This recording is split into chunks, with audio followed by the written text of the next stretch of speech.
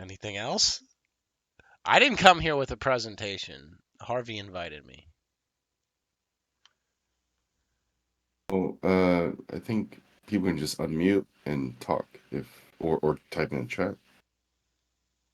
Type in 0 hour stream so he doesn't have to switch back and forth between ES text and whatever. But you guys are welcome to unmute and talk.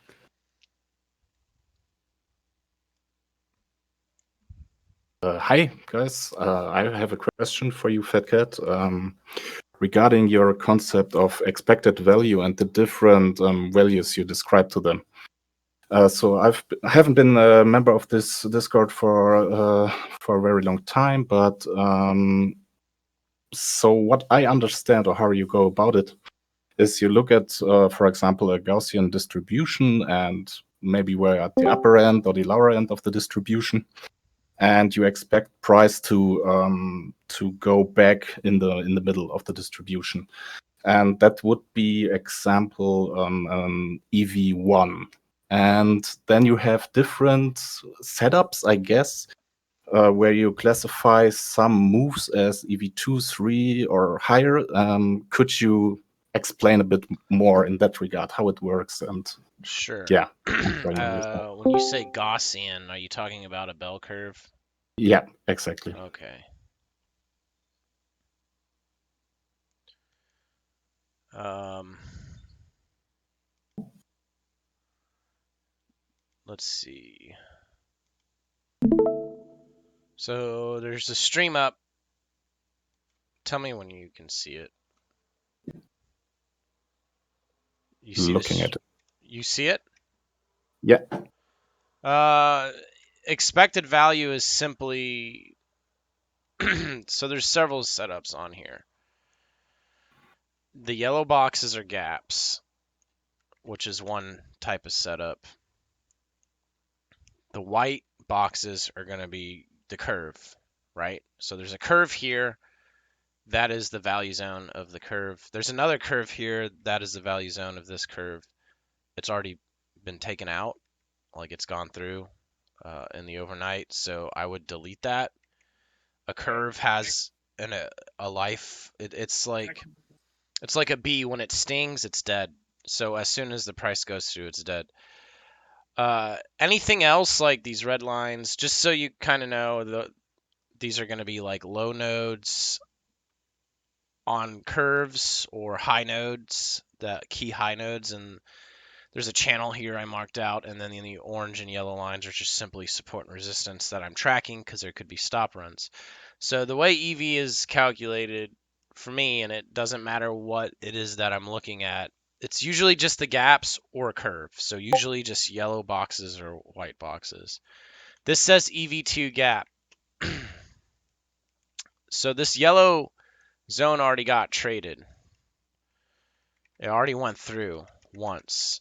Well, it got tested twice. So at some point it's going to trade again. So what's interesting with the gaps, at least, is they'll get traded, the price will go through, and then there'll be a point where the market might chop it, and then that cycle starts over, and then it gets tested again, and then it trades through, and then there will be a time where it gets filled in, where it chops, and so on and so forth. So all expected value is how many times has something test something. So you can see it tested it once and twice here. This is a 10-minute chart, by the way. So for me, if we look at a 30-second of that same area, which is way up there, we'll go up there. I know it's a lot to look at. So again, just the yellow box. Tested it once and twice. Now, on a 30-second chart, there might be micro tests. I don't really consider that a test.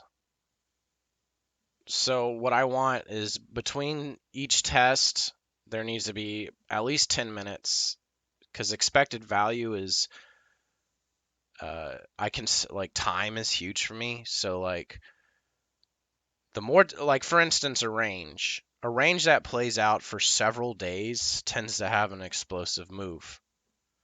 Like if you have a range that goes on for 5 days, the move will be explosive. So time really matters. Like how much time has passed between each test. So between here, this test and this one here, that's 11:54, that's 9:30, that's, several hours between each test. So that's good. So when it comes to expected value, there's two calculations I'm kind of looking at. How much time has passed between each test, and how deep are the pullbacks? You can see the pullback from this test to this test is substantially large. It's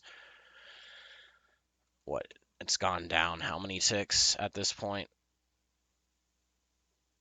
85 ticks. That's some massive deep pullback. So how many times is the edge of my setup being tested? And this one got tested twice. If it comes up to the midpoint, then I'll give it a mid-roll rating. So I'll say, hey, it went halfway through, because I noticed on a lot of these things, like whether it's a curve or a gap, which are the two main setups, if it goes halfway through, then there's an even higher chance on the next test it'll go all the way through. And if you think about it from a curve's perspective, what's at the middle of the curve? Usually there's a point of control. So if the price goes to that point of control and bounces it and comes out, then I'll put mid-roll. So I'll have expected value 1, 2, 3, whatever it is, and then mid-roll. The higher the number, the more likely it's going to hit and push through. And then that's when you can start to hit with more size, at least for me. So all it is simply a test. Let's see if there's another example. Right here, this white box is EV3. Let's go to that.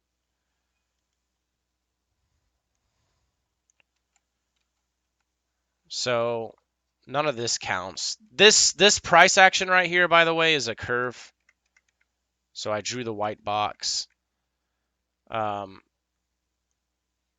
You can see it came in once right here,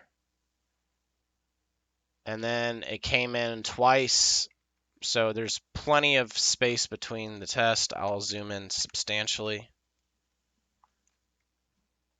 So there should be like 30, 40 minutes. So you're looking at 210 to 250. Yeah. So there's been two tests down here, and then you have a deep pullback, which is good. So plenty of time, plenty of pullback. Because here's the thing, if it tests here and it barely pulls back and keeps testing, I don't make the EV number go up. I need to see a deep enough pullback. What that is dependent. So if it tests it and it just keeps grinding on top of it, it'll be an EV1 if it's the first test. Now, if it's really grinding on it for a few hours, I may give it an EV1 plus to say, hey, it's just one test, but it's really attempting to go in there. So I'll put a plus sign on it, and that lets me know that this is a little bit better than an EV1, but it's not quite as good as some others, like an EV2. And then it pulled back right here. It didn't quite test it. It would have needed to go down one tick, but close enough. I'm going to count that as an EV3. A lot of trading is close enough because exact levels don't work. It's more so areas. So all it is how many times has it tested. So it's been tested 3 times. Once here, once here. This is actually a mid-roll. So in the white, it says mid-roll because it went beyond, it went either to the midpoint or beyond, and then came back in. So there's a high chance that if it's coming back in, it'll go all the way through, which it does right here. And then it finally taps the target. It pulls off of it. Also, these yellow lines right here, this is kind of not what you asked, but those for me are potential stop runs. And you can see this bar, because this happened in the overnight on the 18th. Yeah, this happened on Sunday night, which I wasn't here. So I prepped this Friday. There's a prep video from Friday if you want to check it out in the Discord. But this hit all those stop runs and puked. And then finally made it through. So EV3 with a mid-roll rating for me is pretty high probability. Let's try to go for it. And it worked. So did that answer the question? All it is how many times is a level, quote unquote, being tested. Yeah, definitely. Thank you for the clarification. Now, is that the right way to calculate EV? Probably not. I think there's more of a mathematical equation to it for some other traders, but that's the way I do it.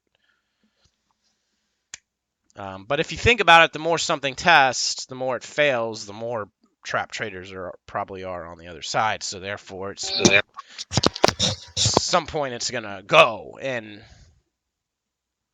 the market is very much like a spring. The more you wind it up, the more explosive. So I like seeing fail. I like seeing shit test and fail. All right. Anything else? Or... So if you're looking for a setup right here, you of course wouldn't front run it, but would probably wait for confirmation that the gap is being targeted, or so the area. You're asking this example, like how would I get into it? Yeah. Okay, so this is a white zone, this is a curve, this isn't a gap. So just to clarify again, a gap is going to be, so on the right is a 3-year profile. A gap, for the most part, is the low noted area. See this yellow box to this yellow box edge? This is a low noted area on the 3-year profile. Right here is a massive chunk missing. That's a 3-year profile as well. Sure, there's a white box in it, but that's because there's a bell curve in there. So the white boxes are just straight up curves. So there's a curve here, like if I draw this perfect, you'll see. See how it's almost, and it's also a pretty perfect looking bell curve too. For me, like when it comes to drawing bell curves, just so you know, how does the price action on the chart look to make that curve look like a curve? There's two things I want when it comes to a curve. It needs to look like a curve. The better looking curve, the better it trades.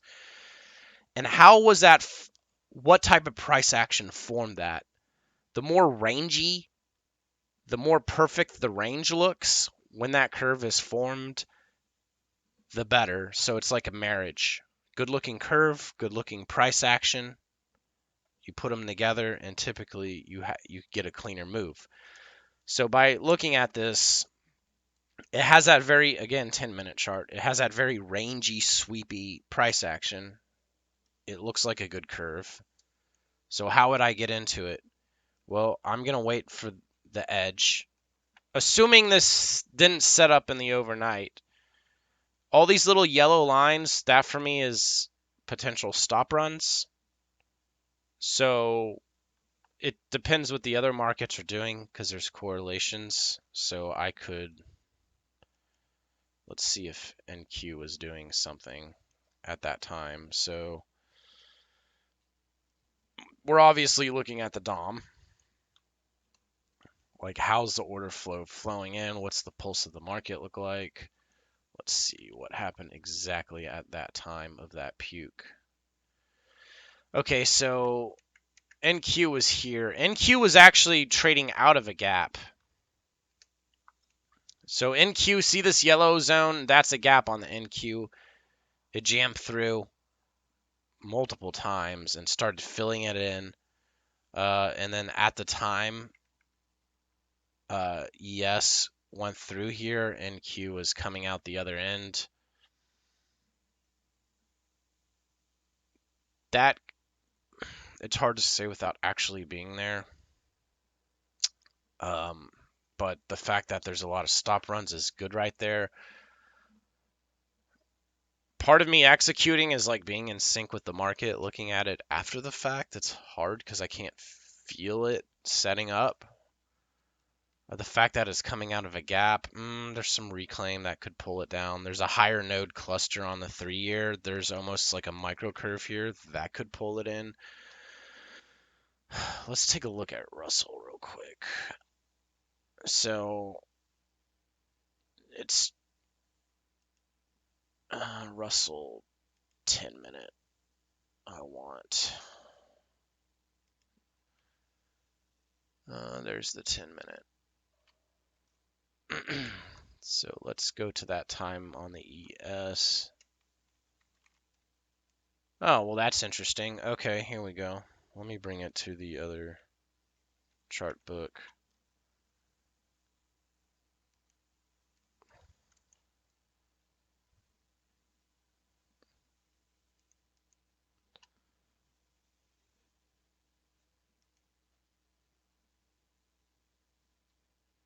Wait a second. Are you guys looking at the right shit? Yeah, you guys should be. Yeah, we see it. Okay, so at the time Russell set up.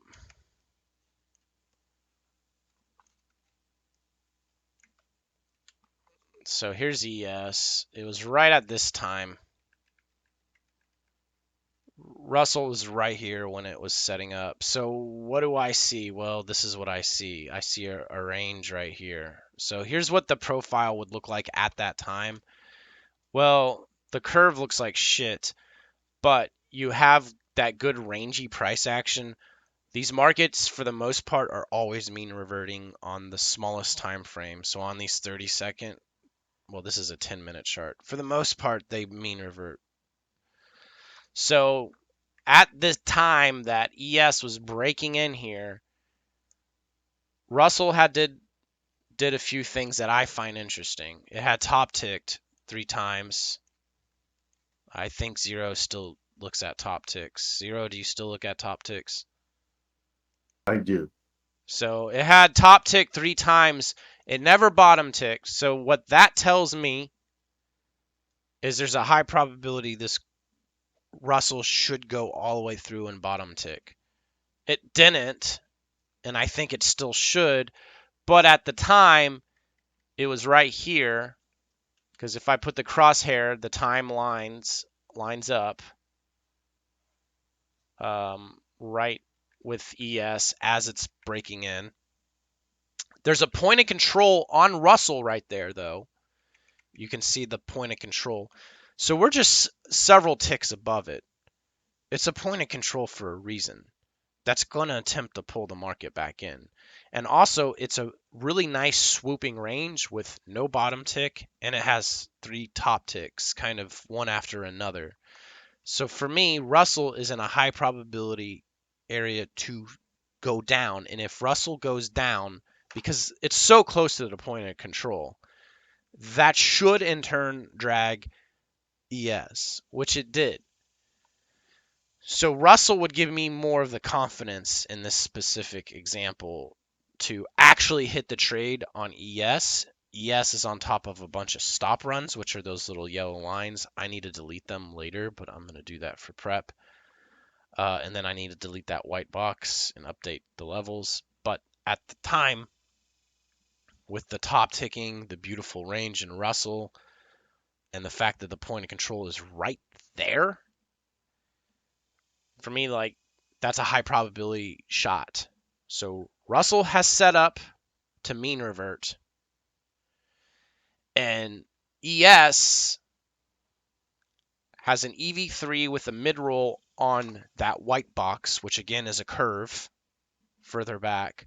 So hypothetically, that's high probability. So therefore, that should also go through. So now I have two high probability trades setting up at almost the same time.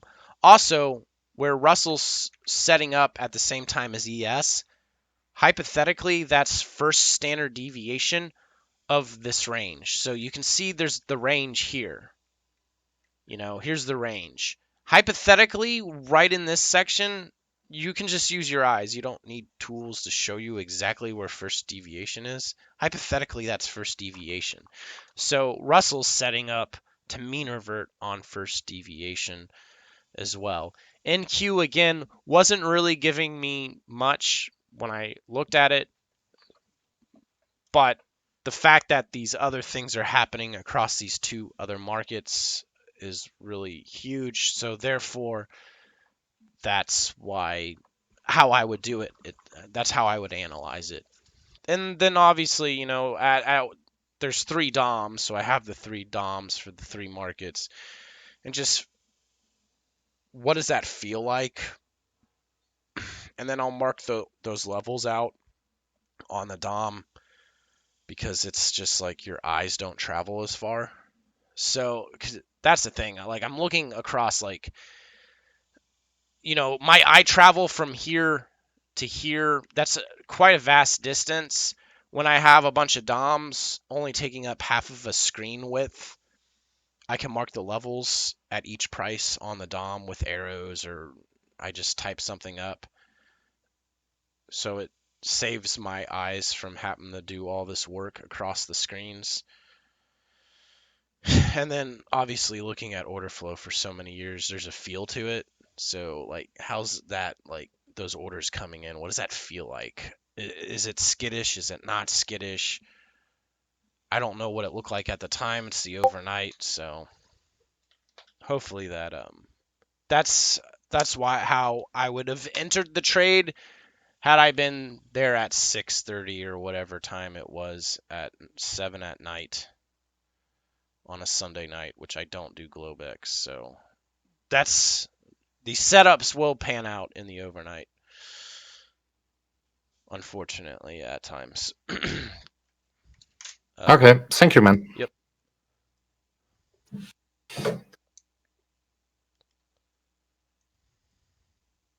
What's the left volume profile daily? On the ES, these are just RTH. Well, yeah, these are just RTH. So this is just an RTH profile, but I cut it up.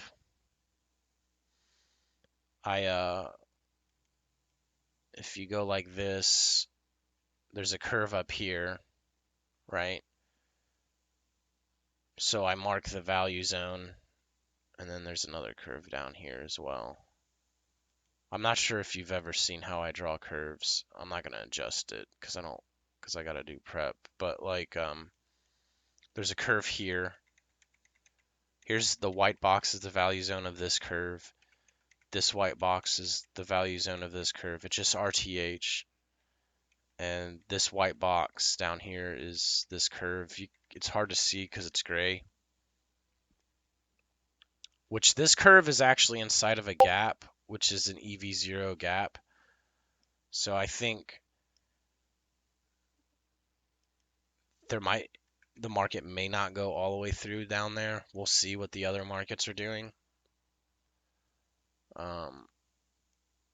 It could bounce.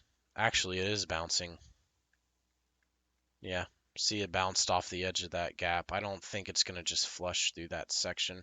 That's such a substantially large gap. But all those profiles are RTH. But what I like to do is, again, I'm measuring very specific price action.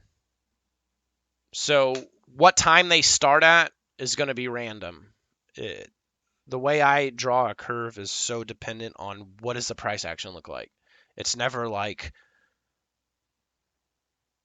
at 8:30, 9 o'clock, 9:30. It's never just this hard cutoff because in my opinion, auction market theory doesn't care about the time. The market is going to start to accept value at random times. So, and then what I do is I draw the curve, get the value zone.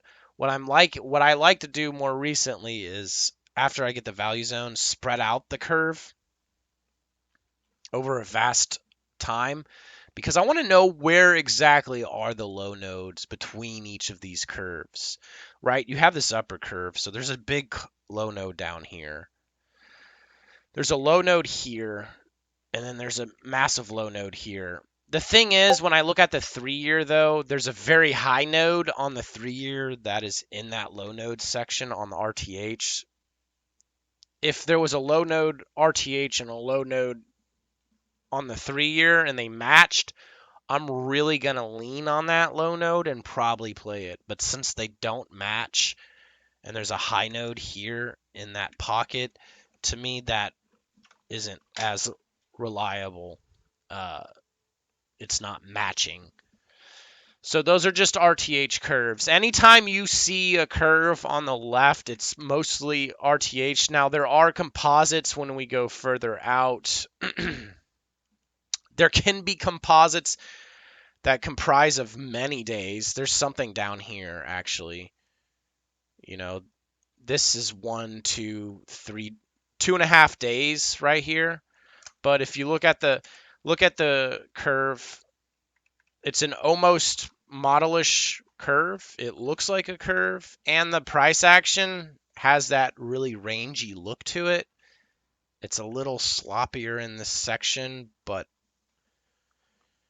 it still looks decent to potentially leverage a trade to go all the way through. However, what are the other markets doing?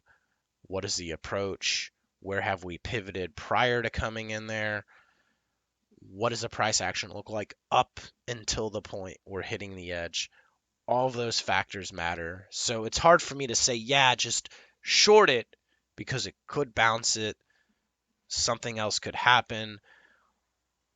What is this gap above us doing? What are the other markets doing? Are the other markets trying to go long? When we get here, are they all trying to go short?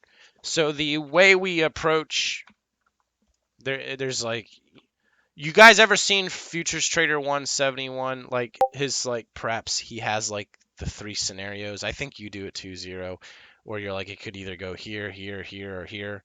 Same concept. It's always good to like visualize or try to figure out as many scenarios as possible, so that way when one of them sets up, you're not surprised and you can handle it accordingly. I believe in strike zoning video around 45-40 mark. You mentioned it. When the offer is lifted, but you don't see the bid dropping. You mentioned that if you're long position, it's a bad sign. I don't understand why either, as I interpret it as bid being strong enough to rebid immediately.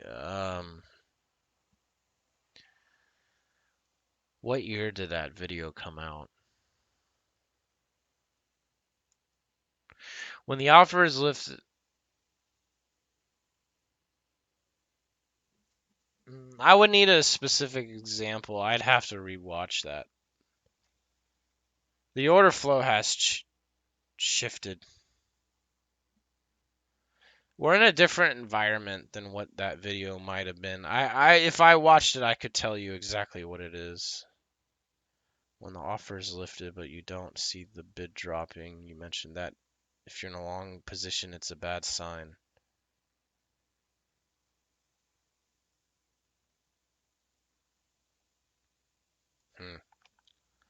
I'd have to see it in more detail. Quick follow-up on EV. The higher the EV number, the higher the probability of it happening. Yeah. I mean, think about it. That is one of the more elementary things in trading, right? It's sort of support and resistance. if you think about it. Just simple. Think about in the terms of simple support and resistance. The more a resistance zone gets tested, the more violent the breakout's going to be, right? So the EV, the expected value of us going through it goes up. Also, your risk to reward gets better too.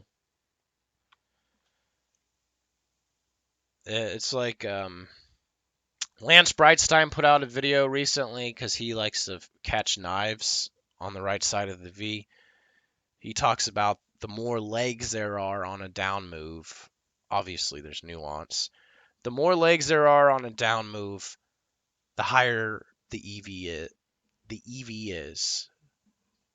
I'm not. There's a time and place for me to catch a knife, and the way he does it seems very different and foreign.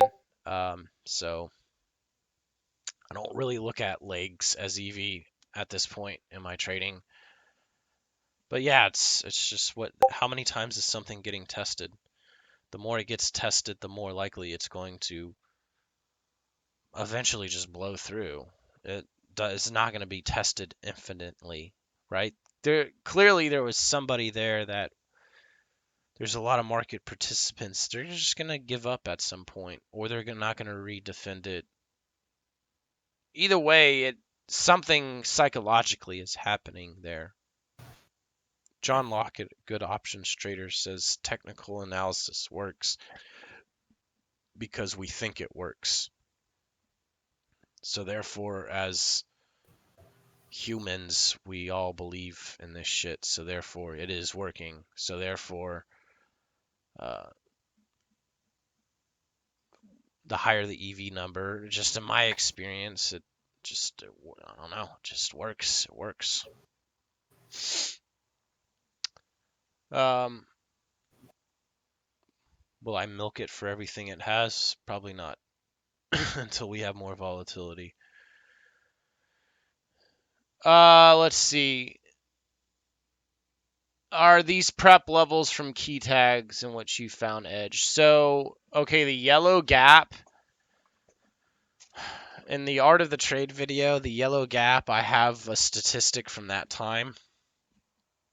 I've tracked the gap for years with statistics and then used raw data to figure out how much it was making, how much it won, and the yellow gap, the yellow box has edge. It had for me it has edge. You got to understand that the trade is very nuanced. Like if we're ranging on top of the gap, it's not going to work. If there's a curve that is forming on top of the gap, it's not going to work. It's going to probe it a fuckload of times.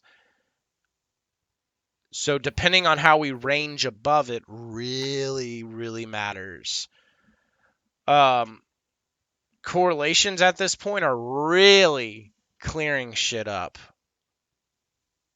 It's just kind of insane, especially when you watch it on the DOM, how interconnected these markets are and how arbitrage they are.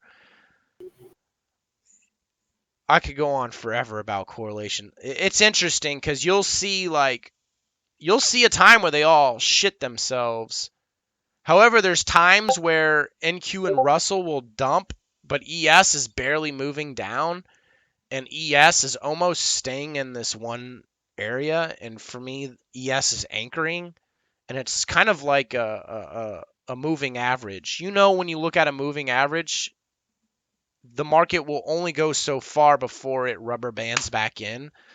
I'm noticing that with correlations. So if ES isn't dropping with the others or one's moving too much, they tend to rubber band back towards each other. They definitely get offset and shift and stuff. It's not this perfect correlation, but it's like in this moment of time. So that has edge. So the yellow box has edge, statistical edge, and then the curve.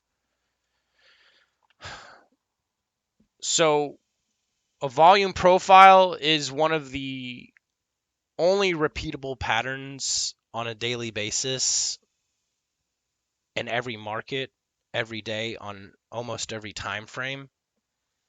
You could find micro curves. You can have composites that span days, weeks, even. Every day there's a curve, multiple curves formed in every market on multiple time frames. So therefore it is a repeatable pattern. So, and it's probably the best repeatable pattern in my opinion. It's not like a wedge where it's not always there, or a channel. It's not always there. Curves are always there. They're distribution zones. And then also ranges. There's always ranges. There's always ranges. So statistically speaking, another stat that I've ran for an extremely long time that has tremendous edge, and it's shown in the Art of the Trade video, is mean reversions. Most of the time, the market is going to try to come back into the center of that range or the center of that curve. If the center of the range and the center of the curve align, even better. Because that's like that's very magnetic. The larger the curve is, the more magnetic it is. So the price has to travel out even further to really escape the gravitational force of all that. The smaller the curve, it doesn't need to go out as far to potentially escape it. So most of my trading is attempting to leverage the gravity of the mean. Because from my statistics, anytime I'm really trying to break out, it just is not, it doesn't work as well as going in. There are times where you can break out if there's some form of compression or some other bullshit setting up.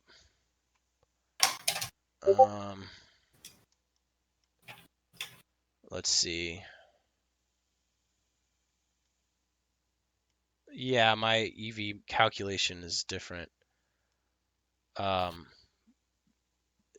been using it for so long now, that's what works for me. Is it right? I also don't measure shit in units of R like other traders, so it's just I do things different. What is your execution time frame and higher time frame for analysis? So we go from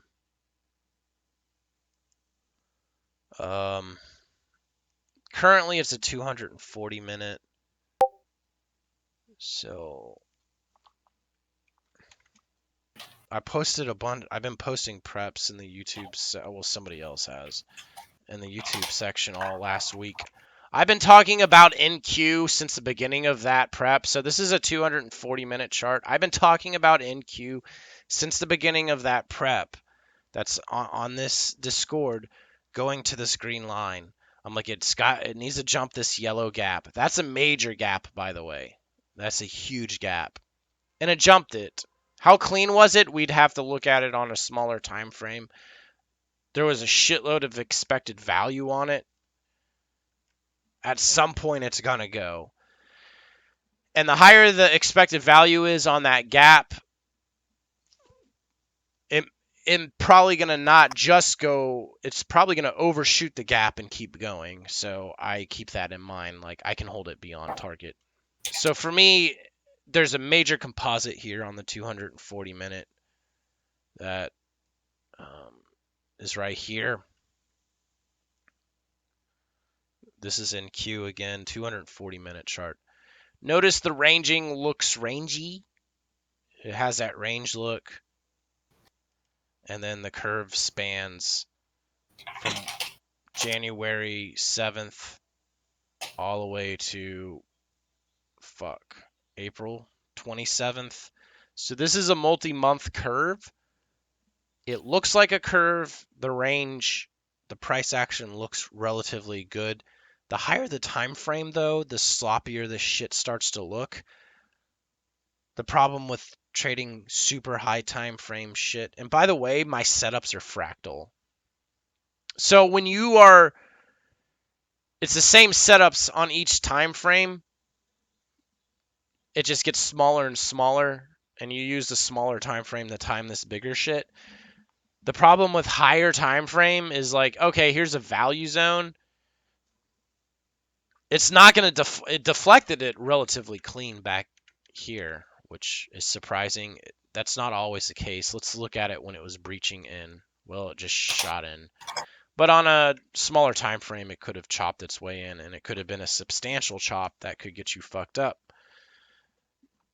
So for me, the highest time frame is saying, hey, we could go to this green line. Now, it's gotten relatively close. Sometimes close enough is good enough, and then it never hits it exactly on that tick, because that's not reality. We'll see what the other markets are doing. ES is in a weird area. ES, in my opinion, hit a midpoint. So here, we'll just look at ES real quick. ES is also in a composite on a 240-minute chart.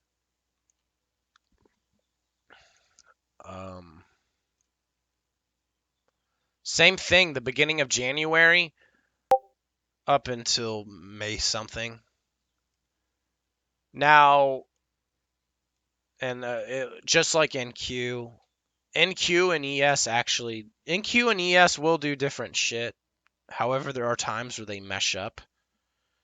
So at this time, in this place, NQ looks relatively similar. This is why I like Russell. Russell behaves very differently. Russell is very much a curve, like a bell curve heaven. Like it. And I like Russell because it doesn't behave like these two. NQ and ES have a similar behavior. Russell's just so different. However, it definitely influences the fuck out of these two markets. Because there's times where I'm like, why are these markets rolling over? And then it's because Russell hit a major target. What's interesting about Russell is like when you look at a 3-year profile, it'll hit a high node or a low node. It'll pivot the shit out of that and just go the other way. Whereas in ES and Q, the behavior is different. It'll hit one of those zones and it could just, you really never know. Where Russell is really much a flip on a dime type market. And that really influences the shit out of these two. So for me, currently, ES is at the midpoint. So if I take this modified Fibonacci tool, we've rotated and this is how many ticks is this? This is 138 tick. No, this is 1,381 ticks from green line to green line. There's a big curve. You don't just go across that in one day like you would on a smaller time frame. Remember the curve we looked at that set up at 6:30 at night last night in the ES and how I panned that out, that white box? The same thing as this. Just is not going to do it in the matter of like an hour, though. You know what I mean? That's 1,300 ticks. So the thing is, it's hit the midpoint of the curve. It could pivot here. And think about it. Look how wound up this is. If you look at, and this goes to what Ryu was saying, if we look at a daily chart, look at how kind of up in this upper region here, here, here, here, here, it is all resistance in roughly the same area. Not to the tick, the same area. So the market has been spinning and turning on a dime up here for whatever reason. Now we're finally blowing out, and this is like a well over a year of a range essentially. So now you're going to have a substantial move out, which is what's happening. So let's go back to the ES 240 minute. This is when it and then also look at this range, this multi-day range that goes from like the beginning of April all the way up until, really the beginning of this month. There's a range here, right? Look how many times it's pivoted here. It is clearly a range. I drew a curve on it, and it finally exploded out of this range. So if we look at it, it's already ran Let's use a fib tool. It's ran 859 ticks. And this all comes back to what I was originally saying. The higher the EV, the better the risk to reward. Now, I am by no means a pro in leveraging something of that magnitude because I was a scalper and my trades are very... I don't like taking on big amounts of risk. I'm sure as the years go on, the more I'm seeing this, the more comfortable I will get with actually hitting something of that magnitude. But I think we're going to roll here. So there's your highest time frame. So now what we can do is go down to the 10-minute. You know, we can look at that breakout on the 10-minute of the ES. So let's pull up a 10-minute here. So it happened, well, it happened way down here, if I'm not mistaken. Yeah, it happened way down there, way down here. What was it, the end of May? This is it setting up. Yep. Okay, yeah, there you go. There's the top of that range. So when we come on a 10-minute, it's vastly a different picture. It's a different landscape. It's so sloppy compared to the 240-minute. Let's look at where was that value zone low at? At what specific price? That would be at 23.25, 43.23. Oh, where's the top of this range where we finally have the breakout? Is right here is the top of the range. So you have a gap here, which this gap can be leveraged. See this giant gap? That giant gap can be leveraged to get into this value zone of this composite. So now we're going to combo different setups to get into it.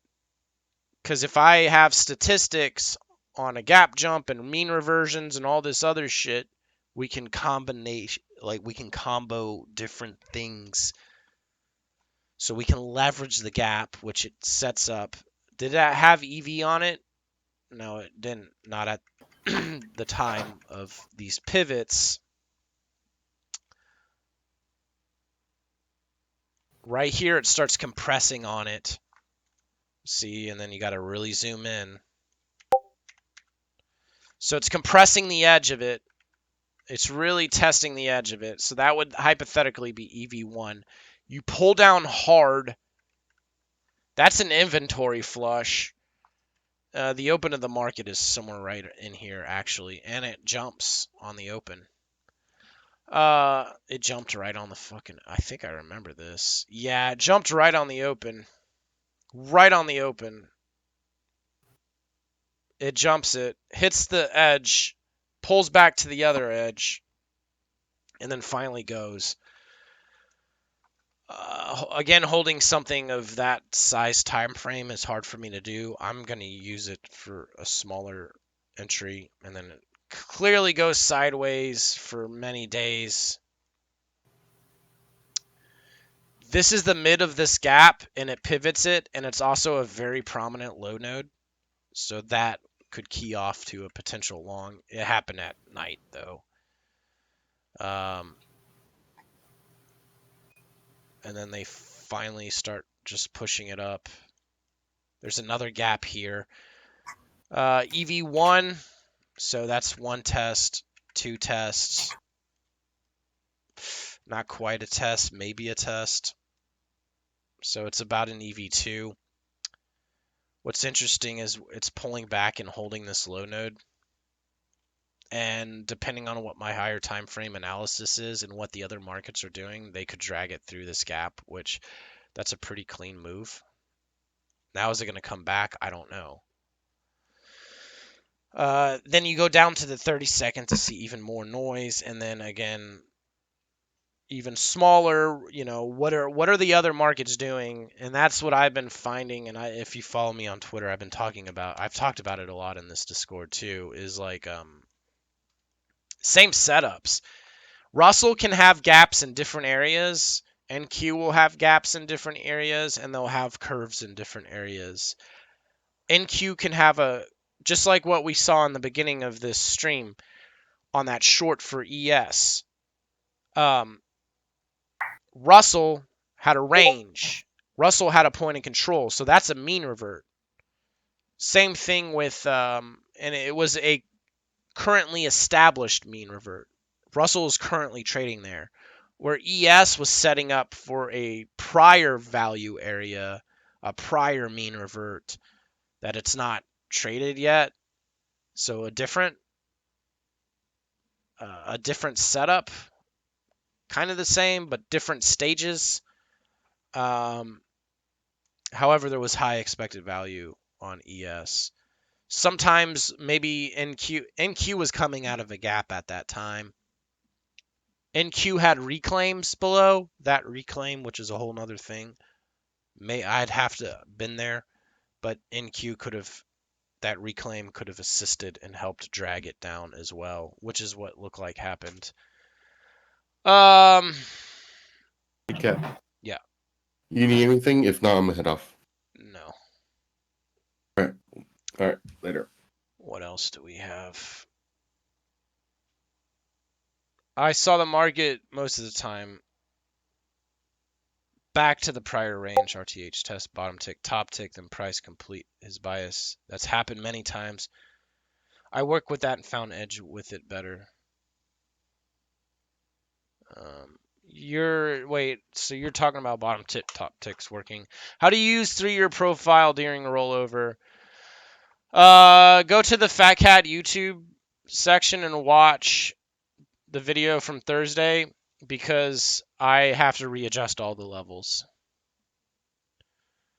I traded up until Thursday on the old contract.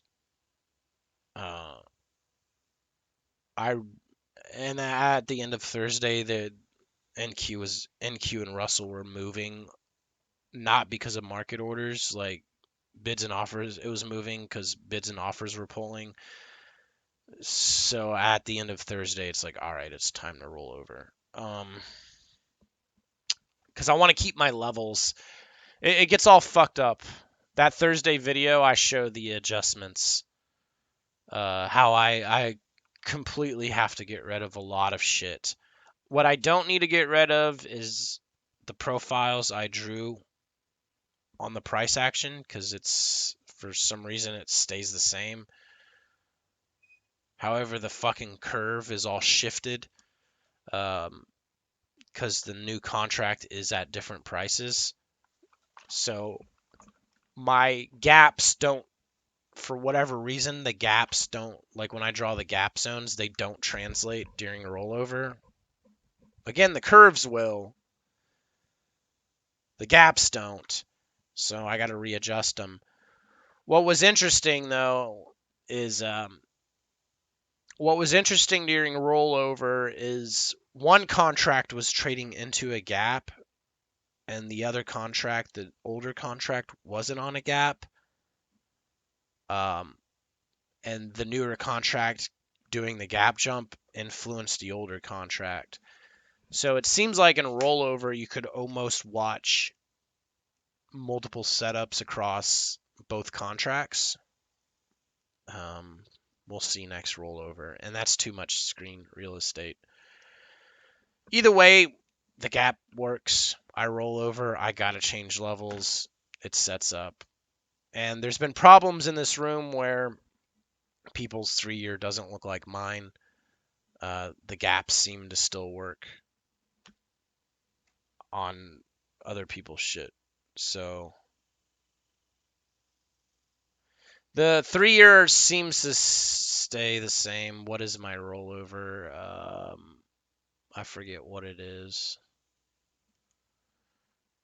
Let's see if it's on here.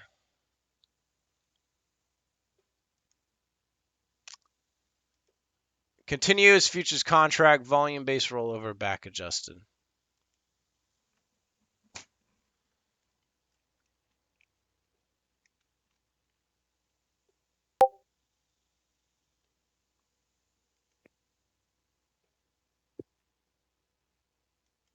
So that's what it's been. I've just been working with that forever, so I don't. For me, it's like, is there a way to pay for Trade Prep subscription with crypto? I don't. I've never owned crypto in my life, so I don't know. Probably not.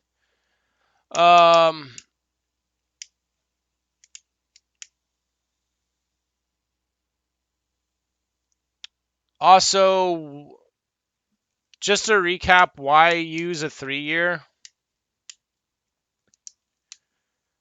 Unless somebody has a question, then I could go into why a 3-year. We'll see what you guys say. It's because it's not. It's because the profile structure is rigid and it's not fluid.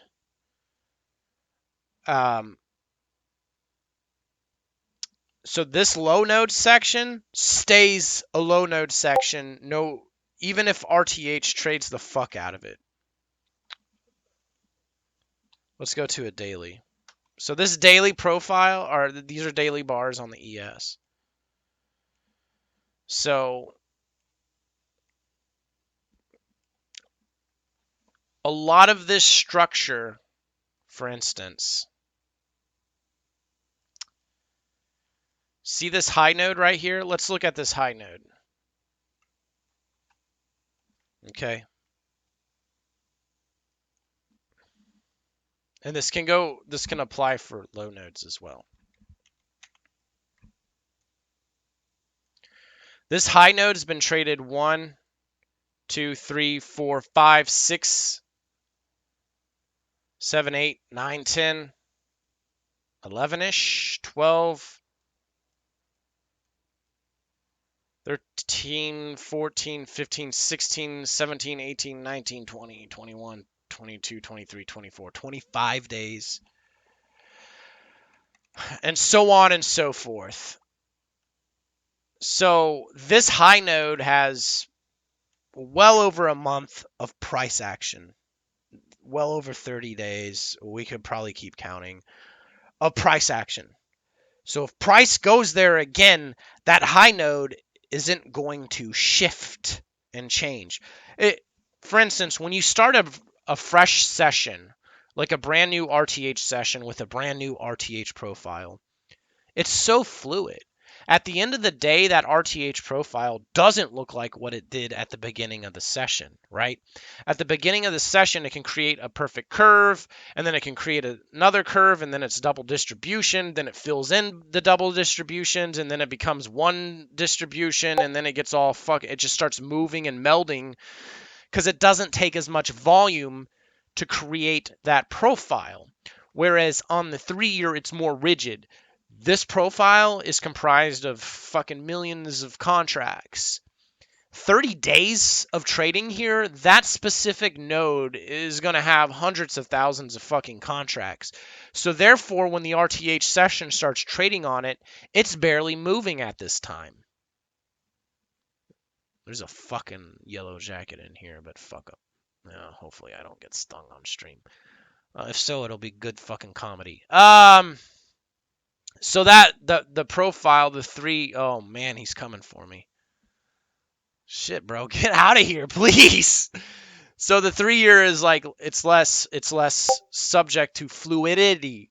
So when you have these low nodes, these high nodes, they're rigid and they certainly influence the fuck out of the price action. So the 3-year is like a road. It's like, okay, is there a shitload of potholes here? Are we going up a mountain, down a mountain? It's like the equivalent of driving on a solid road versus trying to drive through mud. Well, we might get stuck or some shit. Because a fresher profile on just an RTH or even an ETH, it's more subjective to fluidity. That profile's morphing and shit. So when you guys try to trade these low nodes or whatever on such a small time frame, that low node may not be a low node anymore, and then before you know it, you overfought. Whereas on the higher time frame, like a 3-year, it's rigid. That low node is going to stay a low node today, tomorrow, and the next day. Now, when we go to all-time highs, things are a little different, right? Because the 3-year is just now printing, so it's more subjective. The fluidity, all-time highs is a harder trade, especially when you're going into unexplored territory with no structure. The RTH, and also what's good about the 3-year is it creates beautiful curves. It creates beautiful, from this low node to this low node, there's a curve. There's a micro curve from this low node to here. You can see it. There's a curve there. Or you could take it from this low node to this low node, and there's sort of a bigger curve here. There's a curve from this red line to this low node. Yeah, it's a bit janky. And it's going to trade like shit. There's a big curve up there. There's a curve here. There's a curve here. You could even zoom in and cut it down in the smaller sections and attempt the trade from here to here instead of the larger curve. So at some point, I'll get to the point where I really start to cut shit down to smaller time frames. RTH is good because RTH curves are fresher curves. They're newer price action. They're what's hot, what's current. RTH session, in my opinion, trumps everything else. It trumps composite setups. It trumps everything else because that's what's currently happening. That is where the fresh volume is coming in, and that's what you have to work with. And what I like is when the RTH curves and the RTH low nodes match the 3-year. When they're synced up, you tend to get cleaner price action and movements.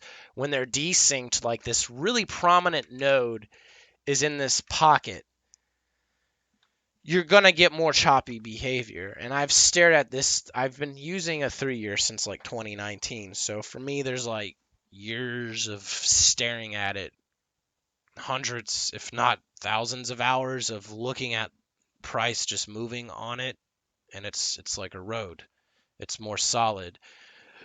And it gives Jesus fucking Christ, dude. That fucking yellow jacket is just cruising. Yeah, so it's more rigid, and it gives me more guidance to an RTH session or even a composite. Composites are good too. I love it when a higher time frame, multi-day, multi-week composite. I love it when the low nodes mesh with the 3-year.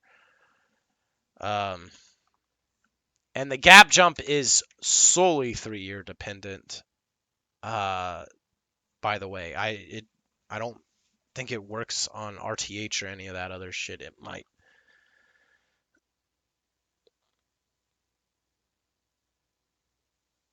The trader prep. So I just made a video yesterday. You're gonna want to go to Coffee if you're interested in it. And it's under there. So let me just, if you're really interested in it, there's a video I posted yesterday. I'd go watch that first. And then you just go to my Coffee membership. It's here. Join it. And then I just post the preps in there. I'm going to post a prep tonight. If you've seen the moonshot video, again, I'd watched the video I posted last night.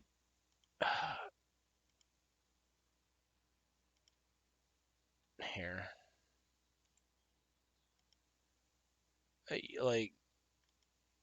I talk about everything. I'd sit there. It's a 37-minute video. I'd watch it because so you really understand like what you're getting, what it's not. Because I don't want you guys to get something and it's not what you thought it was. Like I explain fucking hell, what the fucking shit.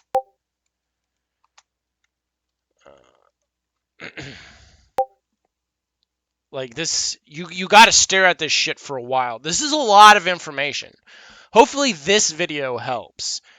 And in the prep, like that's the thing. If you guys have questions, you must ask me if you're confused. Like, why are you doing this? Or why are you... I got to verify my phone number. So just go to the Fat Cat YouTube section. It's out in this Discord on the left. It's called Trader Prep thumbnail. I, for some reason, can't post. Yeah, hold on real quick. Is it cool? Cut. Yeah, Harvey, cut in whenever you want.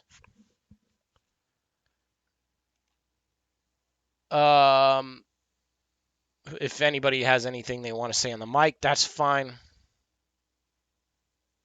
There are good arguments for not back adjusting. My shit is the way it is. I just, that's what I've been doing all this time, and for me, like, when it comes to like the technicalities of setting like charts and settings, I'm fucking stupid. I just know how to read the shit and trade my setups. So I struggle with Sierra.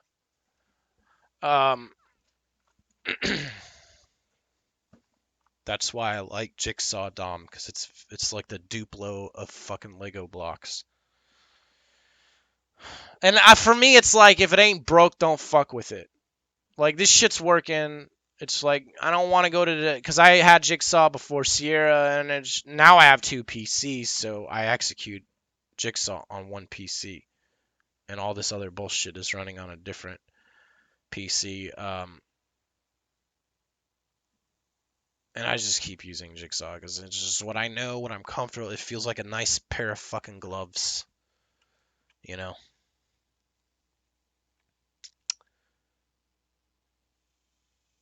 What is VSD? Scalper DM? I forget.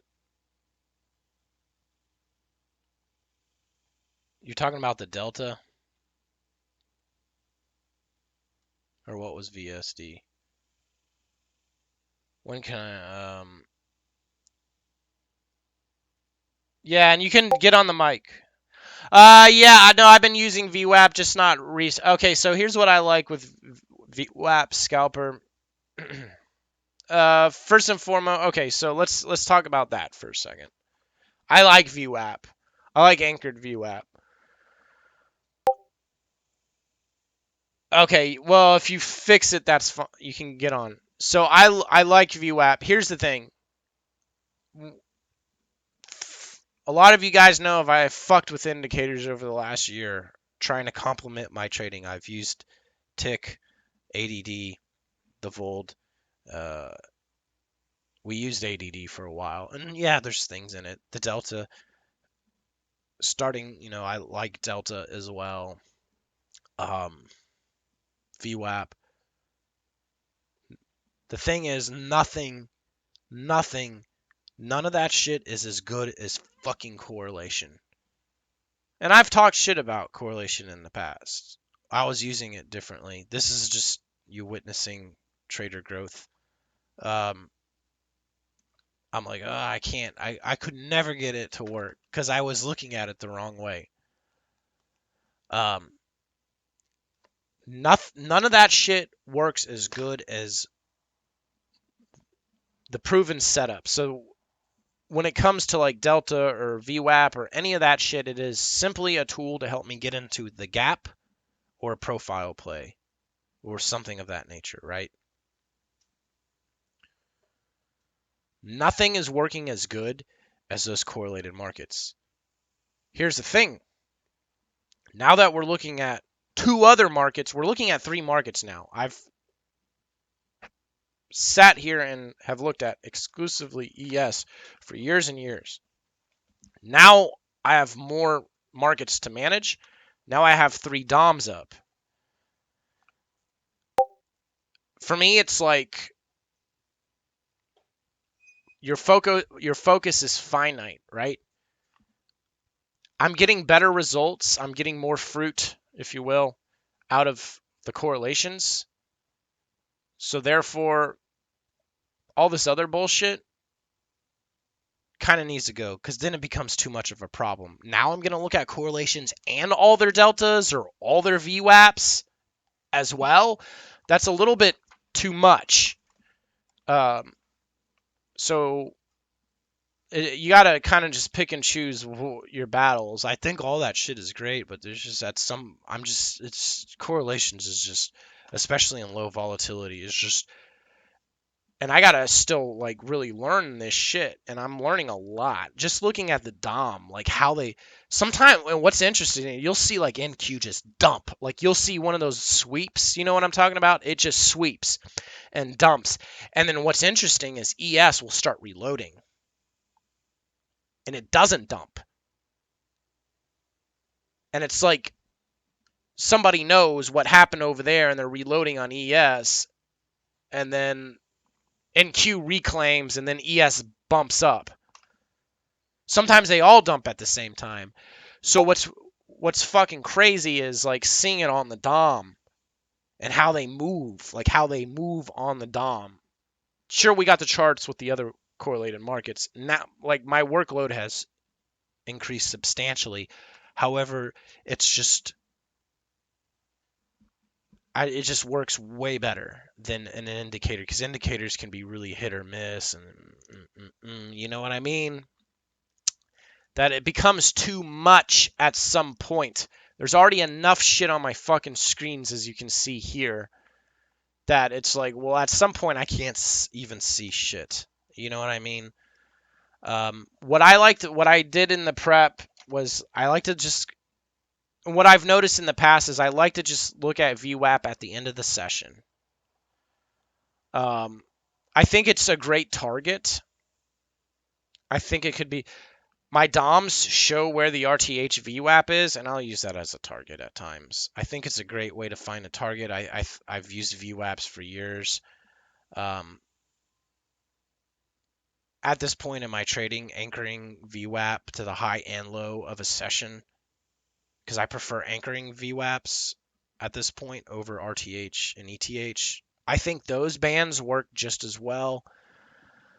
I think you can make any band like that work on any time frame when you have the experience of it. You know, when you sit here and stare at it for years and years or whatever, at some point you get the nuance of it. Just like my gap jump, you don't just trade a gap. There is, the larger the gap, the more likely it won't go through all the way. The smaller the gap, the more likely it is to go through.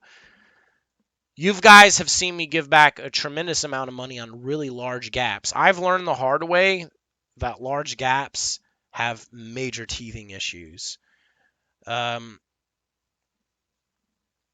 Same thing with bands. I think all that shit works. At this point, I got to pick and choose, and I've increased my workload substantially by introducing other markets and two other DOMs. So, like, until it becomes more subconscious and more automated, which it's getting there, then I can start to kind of look at that shit to go back to VWAP bands or deltas or whatever. But at this point, it just becomes too much, and when it's too much, you start making mistakes.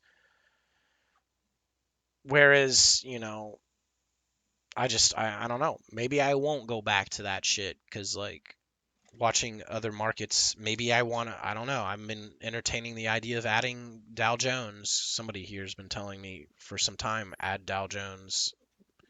But until then, I just need the CPU and the brain to, like, be more automated, because it's just too much, and I'm getting better results.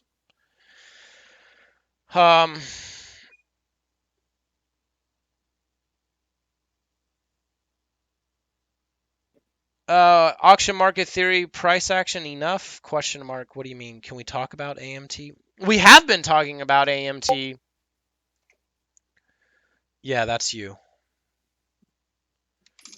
Yeah, I'm thinking about YM. Here's the problem is, like, the real estate on the screens. I got to record this session, and now my recordings look fucking stupid.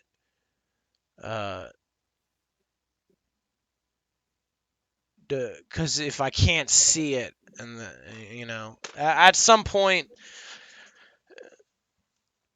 what's interesting is now that I'm running 3 DOMs, I've gotten rid of the tape because I can't fit it anywhere. And I love tape. However, there's something you're getting out of watching the other markets that you don't get with the tape. I love tape. I think it has its place. Trading's just evolving. It always is, right?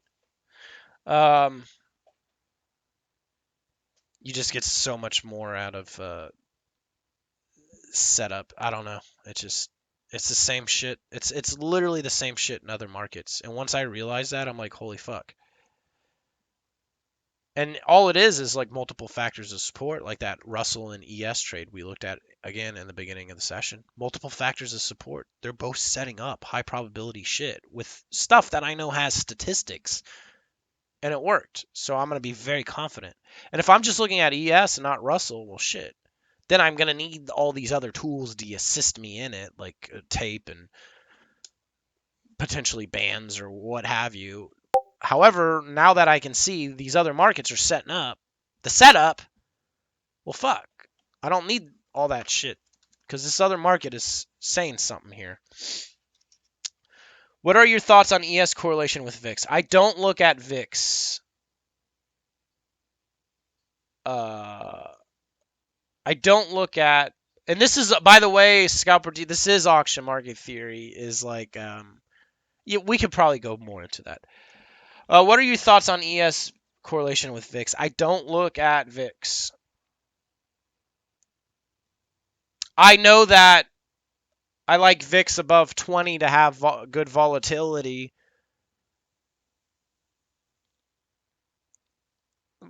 I don't think you need to look at VIX. You can look at a fucking depth of market to know what's going to happen. I think looking at a DOM is just really forecasting and just reading your charts. Obviously, the lower the market goes, the higher the VIX goes at times.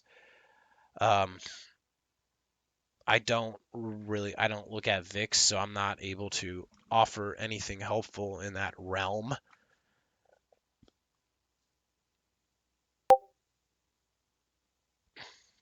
What are the blue? So Dave, there's a channel here. Let's actually zoom in. The Friday prep video, I talk about this. There's a channel here.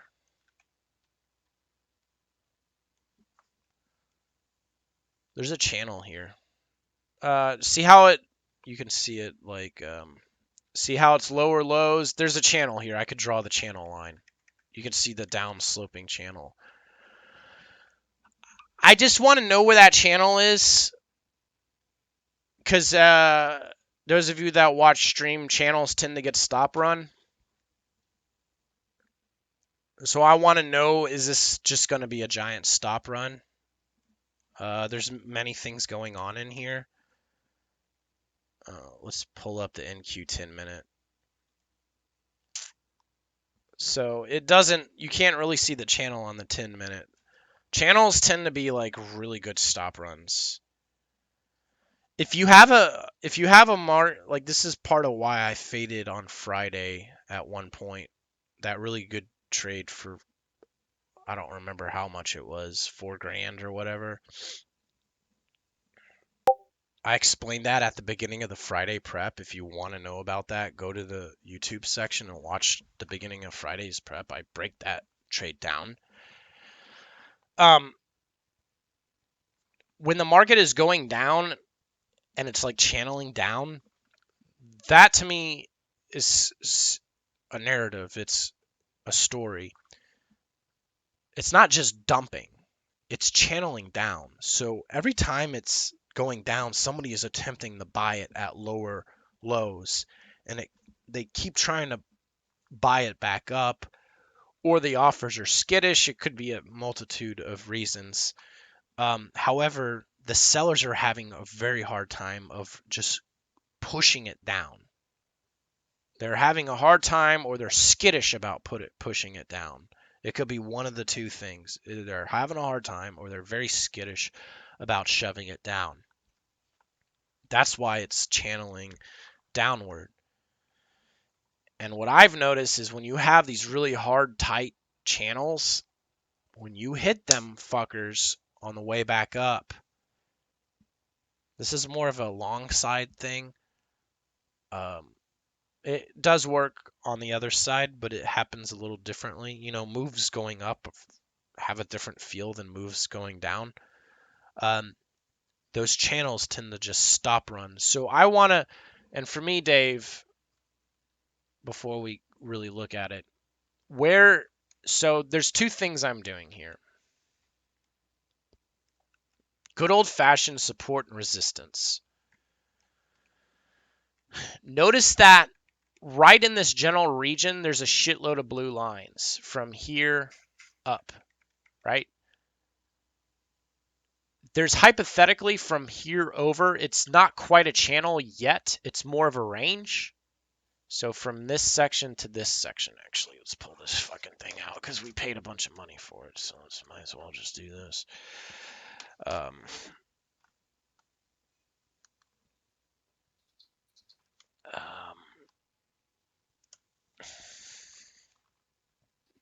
Okay. So this is a range, right? It has that channel-y look. It becomes more of a channel at, you know, this point in time. You can see it really channel down. Again, nothing is to the tick usually, and depending on what it is. But what we want to know is, like, it held here, it held here, it held here. It pushed up right there. That probably was a slight inventory flush. An inventory flush is where they stop run support and resistance, and then it comes back in. However, they are starting to hold roughly in the same area, slightly lower, and they're holding a lot. So since there's quite a bit of, since this general region from here down has been held, 9 times, 9 pivots on the 30-second chart, there's clearly resistance there. And since what I do is I draw these rays, and what I've noticed is it's helping me, like, and I'd watch that Friday video. What it's, especially the NQ prep, I'm gonna start like time stamping this shit.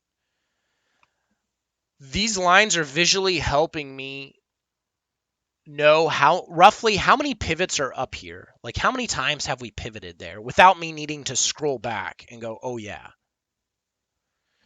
So I'm like, there's a shitload of blue lines here, so there's a lot of pivots in this region. So for me, if we come up through here, we should cleanly sweep through it. Should. Anything can happen. Also, what are the other markets doing? Interestingly enough, ES has a lot of the same things happening in the same regions. What is Russell going to do? Russell is on its own journey. However, if Russell is, maybe there's a gap above Russell right when we get to these resistance bands. If Russell has a gap and we're at these resistance bands, we're going to stop run NQ, and then Russell's probably going to jump gap. If the gap has high EV, let's assume the gap in Russell has high EV. Maybe Russell doesn't have a gap. Maybe Russell's just trading a range. Maybe this is Russell trading up and down. Maybe Russell is about to go on an upstroke and there's a point of control here. Well, that point of control is going to want to pull Russell in. And if we're right here on NQ, that stop run should go. So you have a mean with gravitational pull pulling Russell in, and then you have a potential stop run area, and those two things going should go quickly. So I want to just know, where is this channel? Are we able to blow through the channel? Like right here, I changed it to let's erase everything.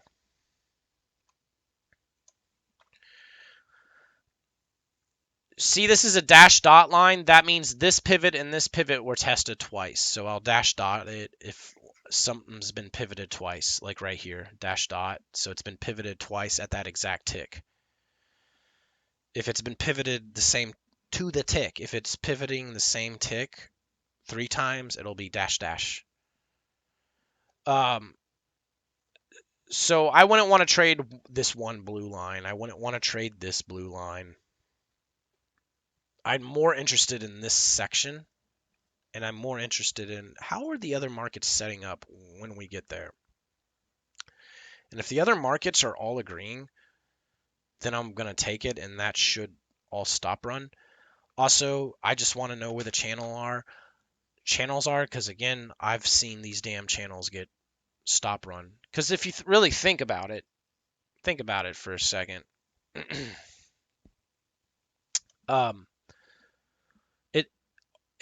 What's happening here is it's a channel, so it's lower highs, lower lows, right? Right?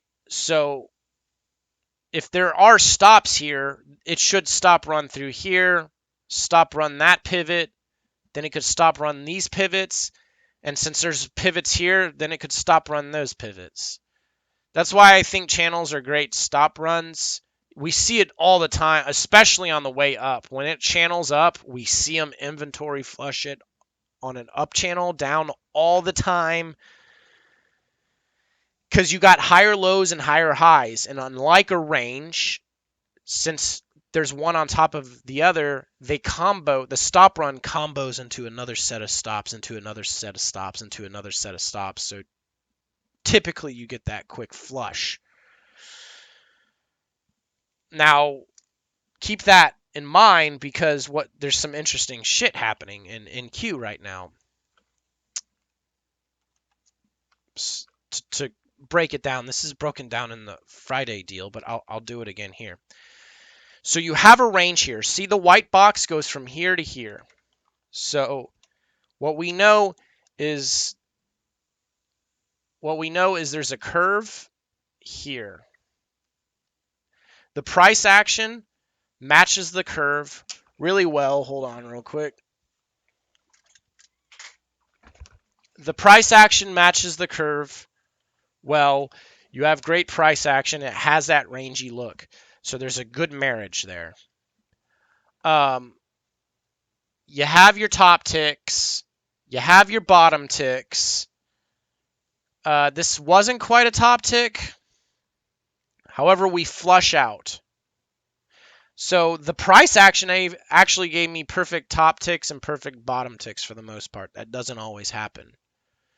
Then you have this channel right here. Okay. And then you have a gap. Notice this gap here. This is a different setup. This gap is overlaying the curve.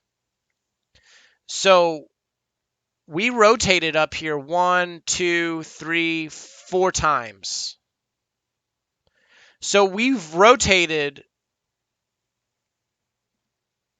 up there 4 times, which happens to be what? The midpoint of the gap. So we've rotated the midpoint of the gap 4 times. And this goes down to me saying the nuances of gaps. If I notice there's a range under a gap, it's not going to go through. This is a prime example of this gap setting up on this day, and it's ranging below it. So therefore, it's not going to work until we come out of this range. So don't play the gap. That's one of those nuances. Now, when it comes back, that's a different story. So we've mid-rolled that gap 4 fucking times. So there's a really good chance we're going to go through that motherfucker. I'll play that. I will play that. What is ES and a Russell doing? Hopefully they're doing something where they're playing nice. But that is such a high EV. I'm going to take it, even if it loses. Okay. So now you have a curve down here, though. There's a small gap here. Very small. Could attempt to leverage this small gap to get into this curve. Attempt to trade this curve. Hopefully this channel stops run. It may not. We could mid-pivot come down. This white box could fail. Either way, we're going to give it a shot. got to scale. And if it fails, that's fine. It makes it that much better. Because if we get a good mid pivot and we come out of here for some time and then come back in, oh yeah, then we really should go all the way through.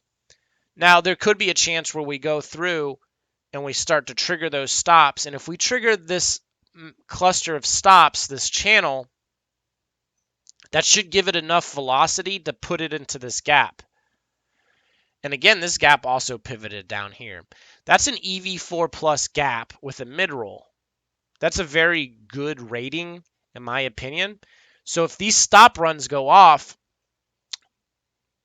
well, hell, we should get to target, which is the white box, which is value area high of the curve. But since there's a gap up there, that's another setup overlaid with good EV to where you're going to get more than a profile target. So hypothetically, we should shoot to this high node and see all these micro lines in here. That's a bunch of stop runs too. And I think we should shoot out. I think there's a huge combo play here. By the way, these don't come around that often. Give me a minute.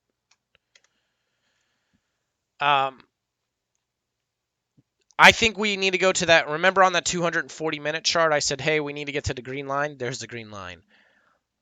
I think if we hit this stop run, there's a gap here as well. There's another gap above us. EV3 gap with a mid-roll, so that's also a high EV gap.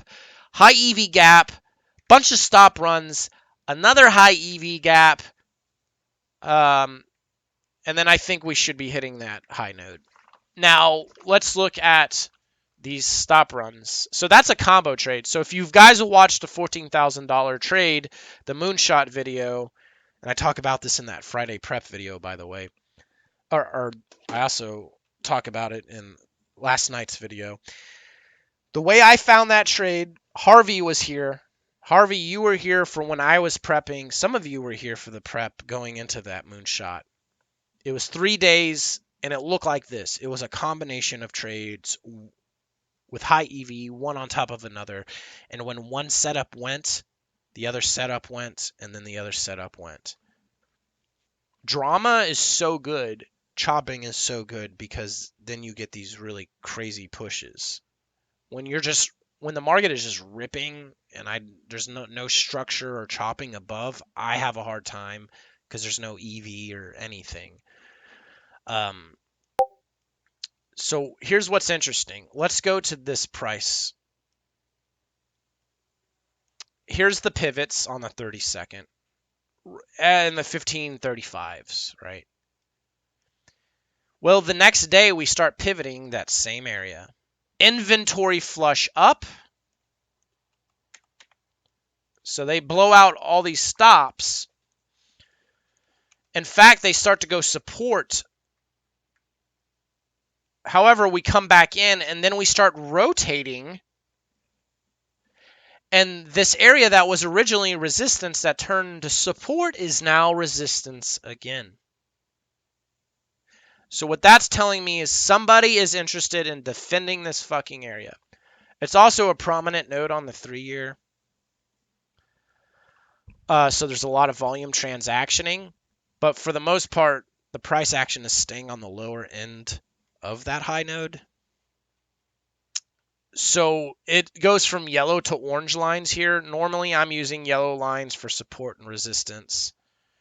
However, if we're supporting and resisting 2 days on the second day in the same area, I'm going to change the color to orange.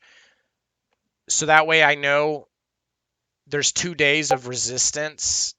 Because if it's all yellow, is that 1 day or is it 2 days? Because remember what I talked about at the beginning of the video with expected value. The more time that the passage of time makes expected value better, which makes risk to reward better. I would have erased these lines if it wasn't for it re-resisting in the same area. If it had just flushed down through here, I would have deleted all that.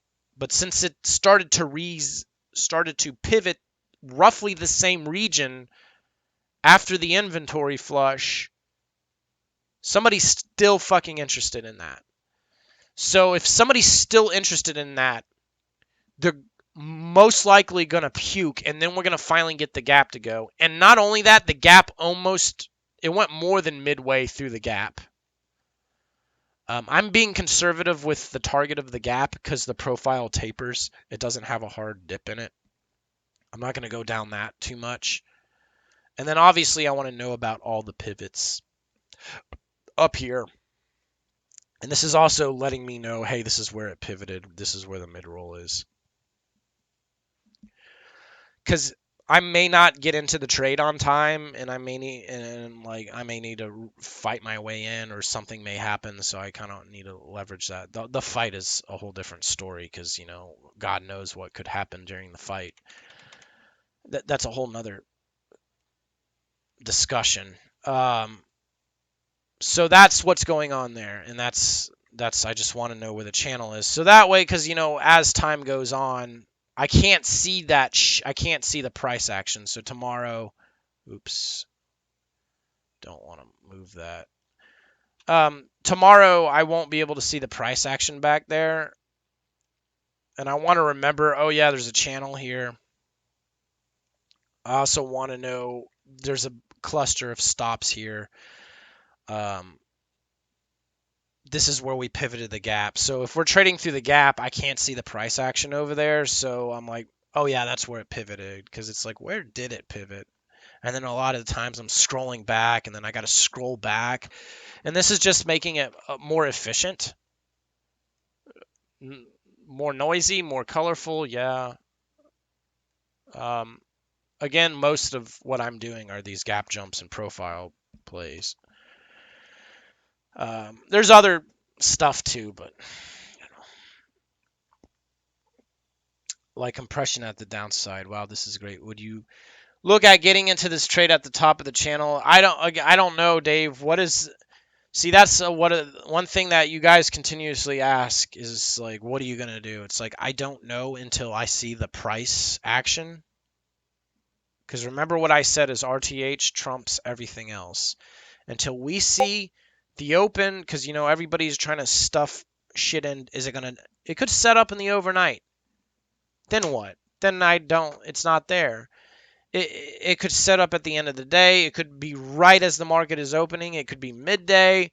We don't fucking know. So first and foremost, when is it going to set up? And second, what are the other markets doing?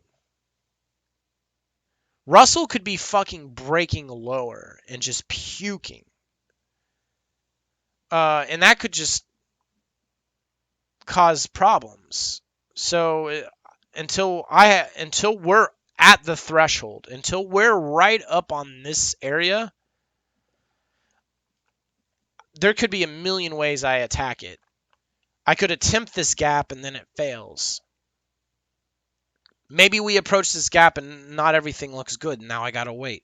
Maybe we approach the gap and everything is aligning. Then I can go for it. Maybe I need to get in a bit later and hit this stop run.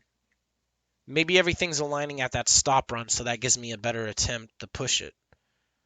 I don't know what to do until we get there, because the scenarios are unlimited. Because what does that price action look like? If there's a range right below this gap and it's banging between these two yellow boxes, then I know the gap's not going to work that well. I may try to get in and then I take a loss or whatever, or get beat up, and it's like, well, fuck, now it's ranging down here. Maybe it doesn't. How do we get into it? Really depends what is the ping-ponging of the market right on the cuspis of the areas that I want to start getting into. Hence, you trade areas, not lines, for the most part. There's times where you can trade the line. So there's so much. In order to fuck down here, like, what is going on here? And whatever happens in the overnight and all in between here and up there, what's being pivoted, what's not being pivoted, where are we chopping, where's there a shitload of support and resistance, are we creating more profiles? Because if we really create a profile down here for days and days, well, fuck. If that profile finally starts to break out, then there's a higher probability it's going to continue to sustain that push, and then I'd be more inclined to just putting it in and then letting a stop get hit instead of being tight. So there's just a trillion fucking ways to, like, do it. What does the price action look like before we make that decision? No stream. I won't be here.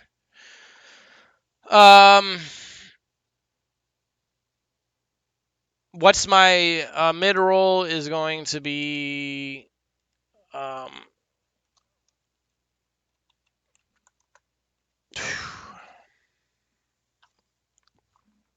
mid roll can be many things. Here's a profile. If the price action goes to the midpoint of the profile and rolls, it's a mid roll. Here's our gap. If the price action goes to the midpoint of the gap and rolls, it's a mid roll. Or if it goes beyond it a little bit, same thing here. I'm not gonna say 3/4 roll. It's just, at that point, it's like, you know. If there's actual ranging, and then we go wherever, and then come back to the middle of that range, and then pivot, it's a mid roll.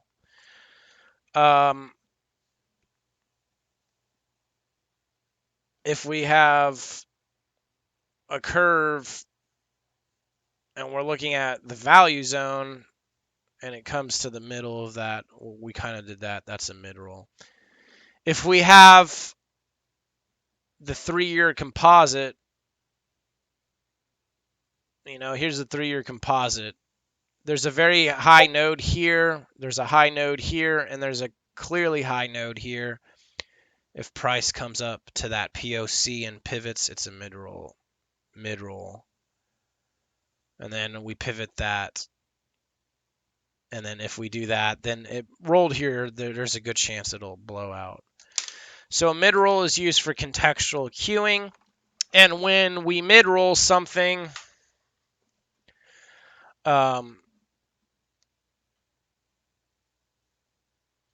there's a video I did on YouTube. What was it? It was after the expected value video. I think it was like an A+ trade video, actually. There were 2 mid rolls, and I talk about in that video. I actually want to know which one it is. I can find it real fast. This has a great example with the trade being talked about.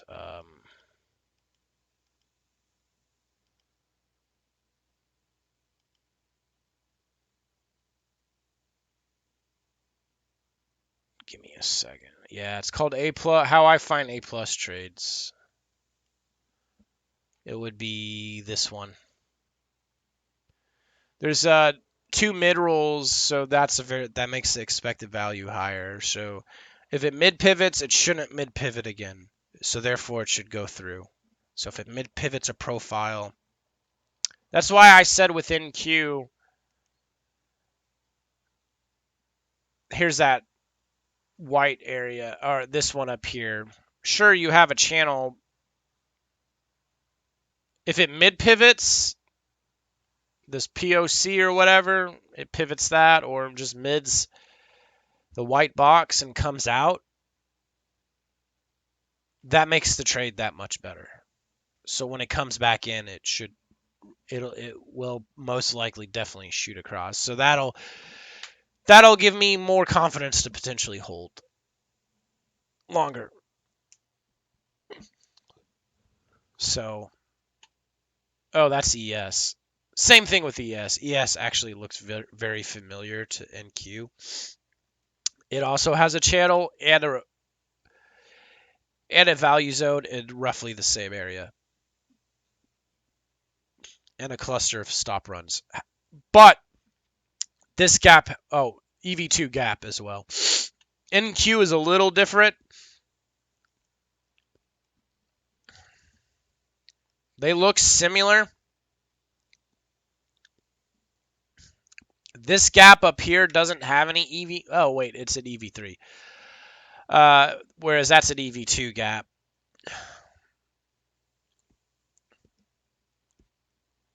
Very similar shit. NQ on the right, ES on the left. They're very similar from this region up, from here up. That's always not the case, though, because if we go lower down here, you know, it's different. This white box doesn't exist here. This value zone is overlapping this gap, whereas this value zone is in the gap. So they do get different. What is Russell going to do is really the defining factor, because Russell does not do this similarity bullshit. It will not put in some of the same looking moves. So what is that going to do? So yeah, mid pivot is used just for contextual cueing. If I think the market is going to go up and there's no mid pivot, I'm not as confident as I would be if there was a mid pivot. So hypothetically, a mid pivot makes the expected value of the move better. That's why when I label shit, it says mid roll. So I'm like, okay, that has mid roll. And if it mid rolled twice, there's a really good chance it's going to go, and it's going to go further than I originally intended. So if there's no mid roll, it may just hit a lower target. If there's a mid roll, it could go a little further. If there's two mid rolls, then it should move even further. So it allows me to gauge how much better the trade's going to work, and it could potentially push further.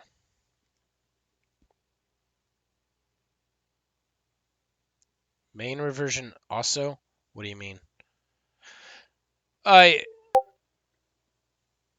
So yeah, I mean, well, yeah, a lot of that's the thing. A mid roll is essentially the middle of a mean. It could be a gap is different because the gap isn't a mean; it's a low node section, and the reason gaps are good is because the market, it's low node section, it's less popular prices, therefore it should go all the way through. However, gaps do get turned into means at times. The reason I'm looking at a mid roll on a gap is because it didn't reach target, and there's just a better chance it should. And a lot of the larger, wider gaps tend to mid roll before they finally set up. Whereas in the other examples I showed you, a mid roll on a profile, it's pivoting in the middle of the mean. And that could be a stop run, you know what I'm saying? Or it's pivoting in the middle of a range, or it's, you know, pivoting a high node on the 3-year. There's a good chance that we're going to mean revert. And since we're mean reverting and it already stopped hard on a dime on that middle section, there's a good chance it's not going to do that again. Those are one of those statistics that is pretty high as well. Anything can happen, though. You know, there's just times of randomness.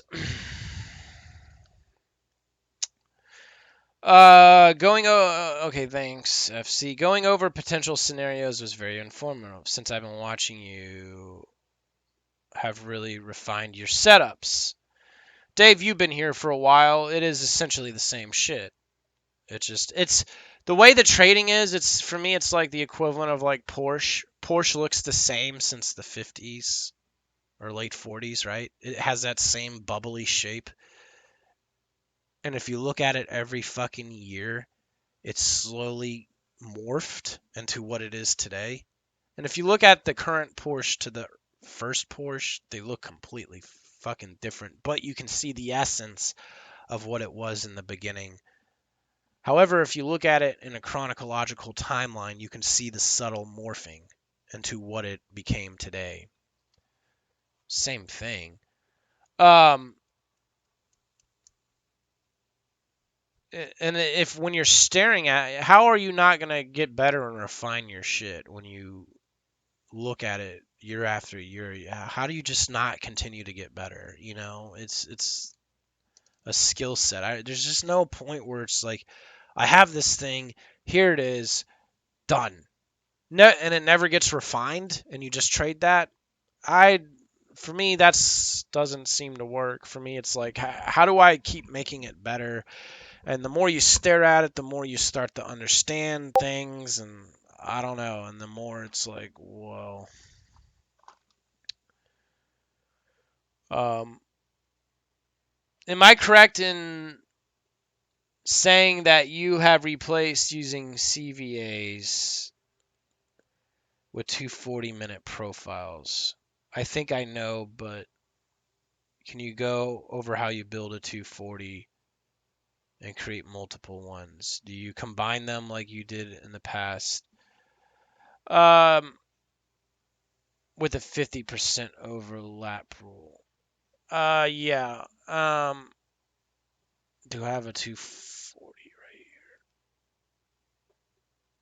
right here? It's simple. It's the same thing. It's the same way I build them on a 30-second chart.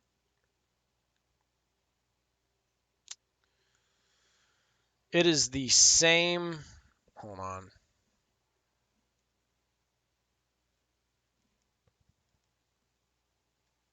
Okay. Let me save real quick, because I don't want to fuck this shit up. Actually, let's use Russell, because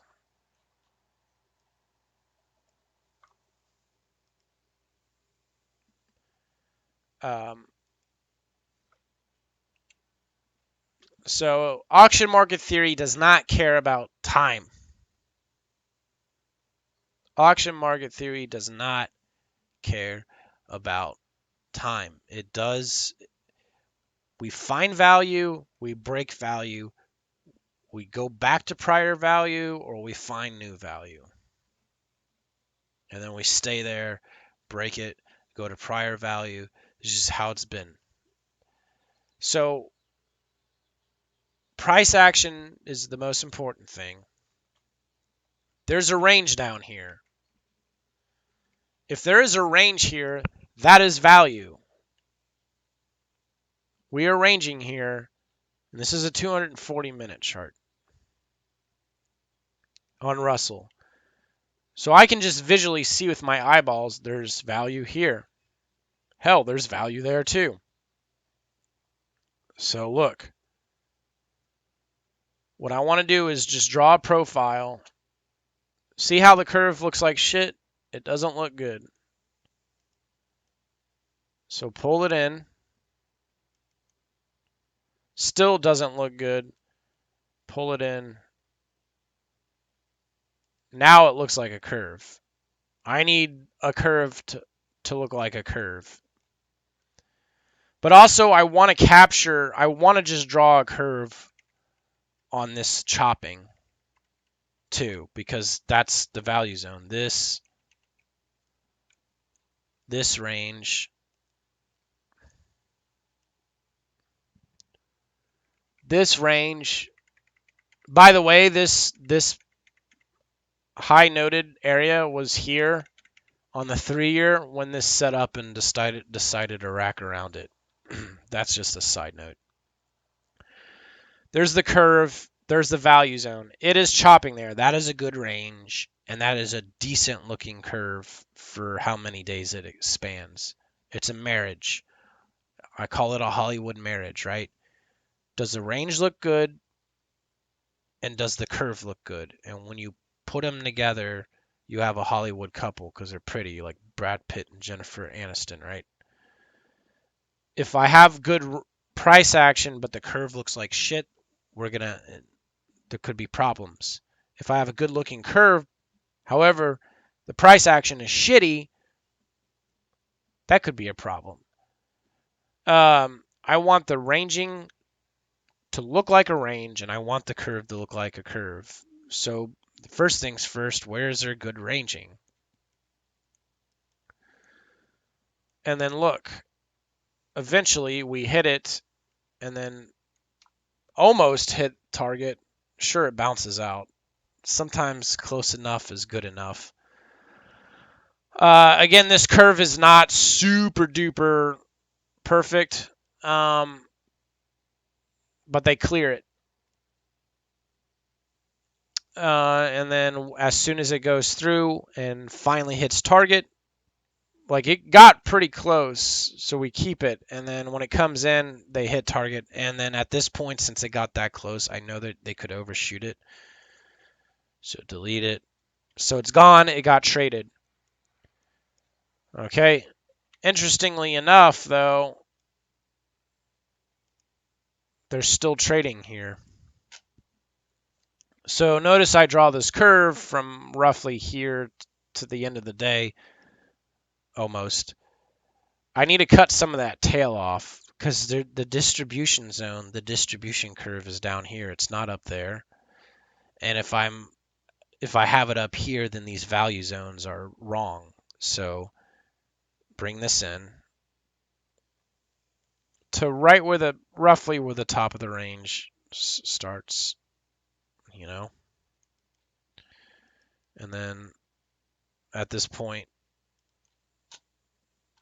there's the value zone. So now we have a value zone, a multi-day value zone. See how I gave it an EV1? It had pulled back the top of it. A lot of time, huge push up, massive pullback. It didn't touch it to the tick. It's fine. It's all right. Somebody's got a hot mic. Check. Who's got the hot mic? So I'm counting that as a pullback, even though it wasn't to the tick. So for me, that's good. So there's a chance it could go through. There's a curve up here as well. Same thing. Look at the ranging. Spanning multiple days. EV3 plus, not quite a mid-roll, but it's been tested 3 times. Problem, though, is this in its own right is a curve. So since it's ranging under it, it's going to cause problems getting into it. This is just one of those nuances. So therefore, you're getting abusive testing on this prior curve. However, at some point, this prior curve should go. We may need to come out of this one, and then if we come out of this one and finally hit this one, it could combo through both. Or it could get stuck between them and start compressing. At that point, it becomes a little more difficult to deal with. I'm not going to draw a curve here since it's still building value, and that curve is going to move around. The value zones are going to move around. This curve down here is done. It cannot be built any further. This curve up here is done. It cannot be built any further. So the value zones aren't moving up and down like it would here. Russell is probably, let's see. I do want to keep track of what is happening on Russell in, let's see, is Russell 10-minute right here? Yes. Here's Russell 10-minute. Here's that upper area with EV3. Now we kind of go down time frame. Russell's very fractal, and I talk about this in the Friday prep. There's a smaller curve in this larger curve that occurred up here. Now we have a curve down here. Price action's okay. This is where we're currently trading at. So hypothetically, oh shit. I'm moving things. See, it doesn't have a white box because this value zone still be constructed. The price action looks okay. The curve looks like shit. So if it comes out of this and that I wouldn't really want to leverage that, then you have another micro curve down here. Oh, yeah, there's a micro curve down there. You got to kind of overlay the higher time frame with it. Um, then you can go down smaller time frames if you wanted to, and it's the same concept. Like this is a 10-minute chart. Where's the ranging? Draw the curve there. It really is that simple. And I like doing that because, again, auction market theory does not care about time. Value zones will set up at random time intervals. This is why I don't like this is why I've abandoned my daily profiles chart. I don't use this anymore. It was running just strictly RTH and ETH. The problem is a lot of the time I was combining shit. And I'm combining it because of price action. So therefore, fuck this shit, because it's fragmentating these value zones.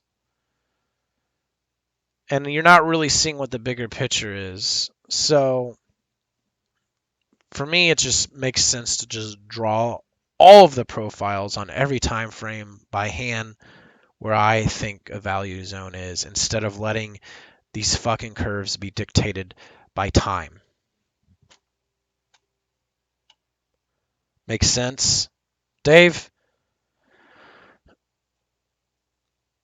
Yeah, Fat Cat, it does. I was just wondering, remember when you used to combine PVAs to create a CVA and you had that 50% overlap rule that you would use to combine them? Is that what you would look at doing with those, like when you had the Russell and you had the various zones? If they actually overlapped a little bit, would you look at combining two of them into a larger zone? I know exactly what you're talking about. That's a Nadro rule set. Um,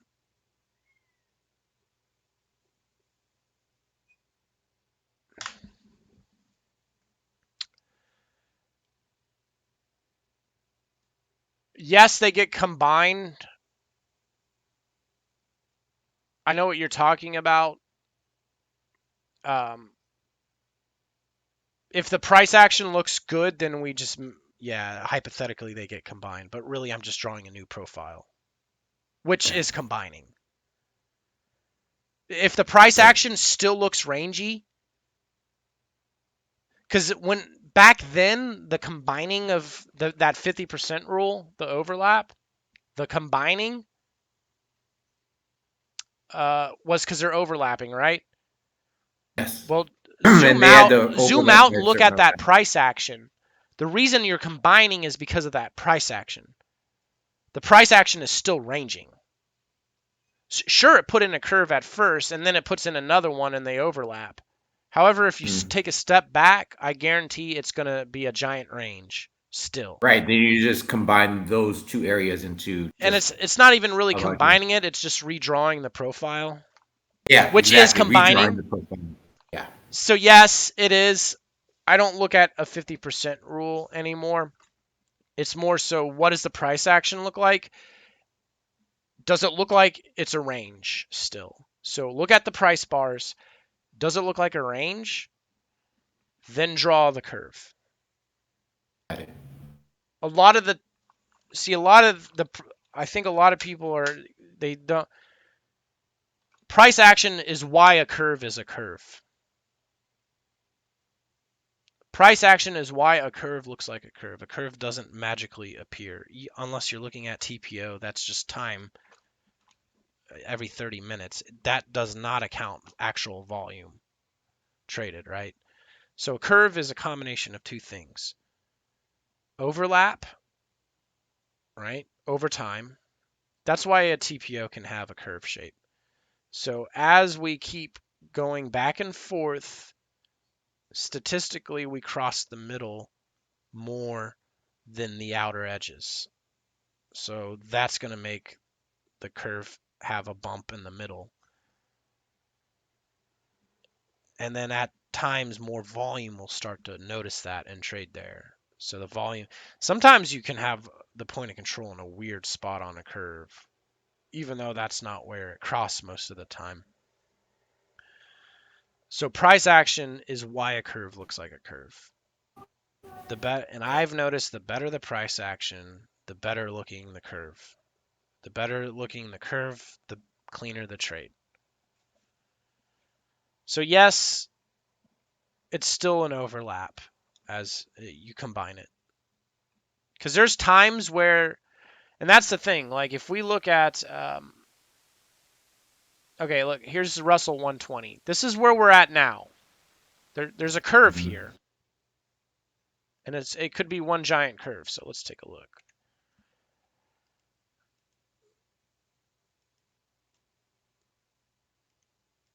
So there is a giant curve here. It looks good.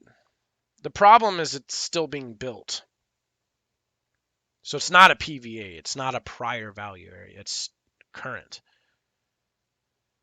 So these value zones are going to move. Now if we cut it up into a smaller chunk. Here's a good example. So if this overlapped, let's say that other area right above it from before, that overlap now 50% because we had all this time where it traded well below it. So if you combine all that curve from that, I see what you're left node- saying. yeah. If Could it you- so if this was hypothetically higher up and it Yeah, was yes. 50, no, because of what happened down here. Because then you have two distribution curves. Think about it. That is its own curve down there. Yep. If it had done it over here, so if we had a curve here and had done it over here before it puked, yeah, sure, we'll mesh it. But since there's a massive curve between here and here, no. You won't mesh them. Okay. No, that I was the can't. I question. can't mesh them because if I drag the curve over to get that price action, I know what you're saying. Oh no, then you it's- would just take like the bottom line of the rightmost curve and the top line of the leftmost curve and just make it a wider area. It's not like that If there was anymore. 50%. I know what you're talking about. Okay. Yeah, no, we Yep. don't. I don't do that anymore because those were TPO principles that I try to apply to volume profile, and it's not. This will always be its own curve until it gets traded through. At this point, Okay. at this Got it. point, this curve is going to stay down here.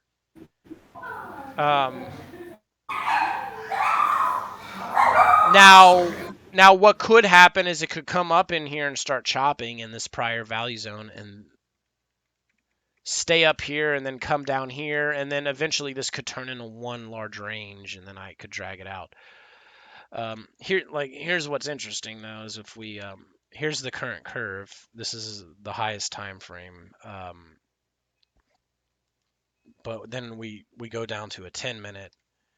This is that same price action, by the way. Same price action. Okay, so here, let's drag this over. So from here over is from here over. There's more smaller curves within it. So it is one large curve. However, since this is still in development, it's not prior.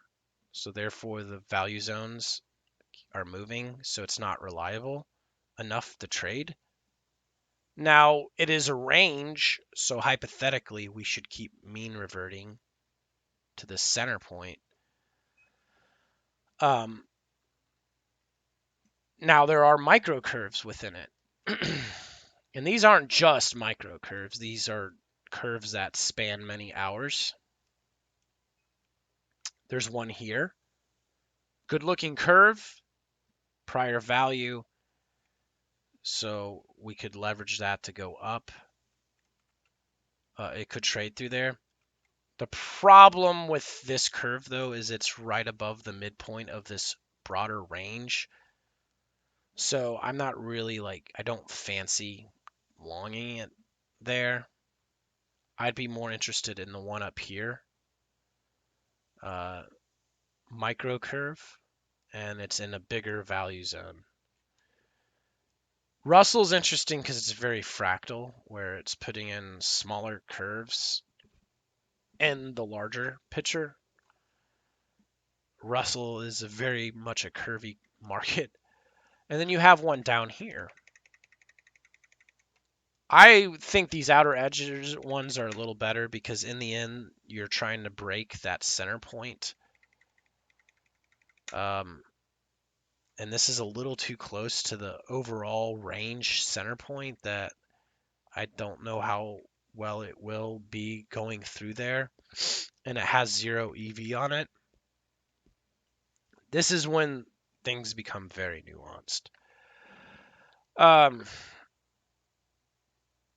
There's key support and resistance I've been watching down here. This has been tested 4 times. Also, Russell is very abusive and over abuses testing areas, unlike ES and NQ. So you tend to get way higher EV counts in Russell, is what I've noticed. You got a mid roll there too. I don't think I mentioned it on that, but 4 test essentially with about a mid roll. So that's breaking it down further on a smaller time frame. This 3-year is really goofy too. This is gonna not only are we looking at this higher time frame range, we're looking at these lower time frame shits, but then it goes into the 3-year. Like, how's this 3-year going to influence this? Because it will.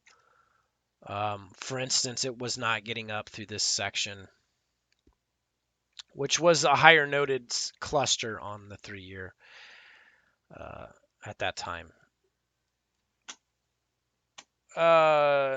You don't actually, let's see. Mid-roll makes sense for down channeling too with adding EV. You don't actually use RITH VWAP or high time frame VWAPs anymore. I started anchoring VWAPs intraday. I started to get on for a while. I started anchoring VWAPs to a sessions high and a sessions low.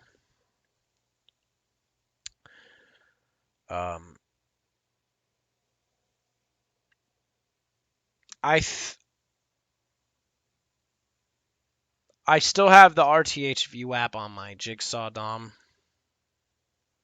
I'll use it as a target. VWAP bands were always used more so as targets or an extra layer of, oh, it's pivoting on first deviation. VWAP bands always had to fit the criteria of everything I've been explaining with you. If I'm looking for a pivot somewhere based off of these gaps and 3-year profile structure, VWAP bands were always like, oh, it's there too. Great. If not, whatever. And it was always used as a target in certain circumstances.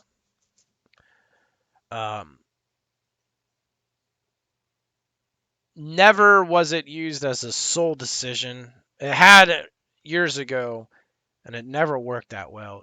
Never used as the only reason to get into a trade because it just happens to be there. I think they're great, but at some point there's too much going on, and I think correlations are way better. There's more bang for buck. So if I'm going to be clogging my charts up with lines, I like to look at VWAP bands at the end of the day. On the moonshot video, VWAP bands were very much in play for that trade. I just like to put them up at the end of the day and just how has it been rotating it, and just kind of look at it like support resistance. You guys probably remember how I used to track shit. I would use these yellow lines or red lines and just start marking out like that. That's how it's been for a long time. Now it seems to just be a little better to throw out horizontal lines which makes it more noisy. But I like having the labels on the right because then I don't have to keep scrolling back to go, oh yeah. Because there'd be a lot of times where I use these little lines like this, and then many days later we would come in a zone and I'd be like, oh, it ran. Why? Oh, I marked it up. Oh, I fucking missed it. So now it's like I use the horizontal lines or raise. I love VWAP. I think ETH is amazing. I think the RTH session is great. I love anchoring them, the highs and lows. Just again at this point, it's like I get more bang for the buck with correlations, and that's taking up a shitload of real estate, and it just makes sense. What's giving me more performance, and it's a trade-off. Delta is really great too. I like Delta as well, but at some point it's just it's too much, and then when it becomes too much, you start fucking up. So I prefer to look at the bands at the end of the day, because I've noticed over time that sets you up for the next day. Same thing with what I've been showing you, like, hey, NQ could hit all these combo trades, right? That's all prior day shit. Like, all the really good big ass trades are things that have happened in prior days. Just letting go. This is why I tell you guys, when the market is just ripping and running, I don't have edge in that. It's when it's failed and shit all over itself and chopped. That is where the edge is for me. And that's where, hey, you put it together, and this is where they could puke. This is where we could get a lot of momentum going. When the market is just ripping one direction and I'm not in it, and it just keeps going into a new territory, it is just, I don't trade that good. So same thing with VWAP bands. I like to just toggle them on, look at them at the end of the day. And if I notice VWAP is really being abused or something, let's mark that out. Yeah, I can put chart 4.0 in the templates section for anybody who is watching this on YouTube. Go to the Discord. Go to this template section. I will put 4.0 in there.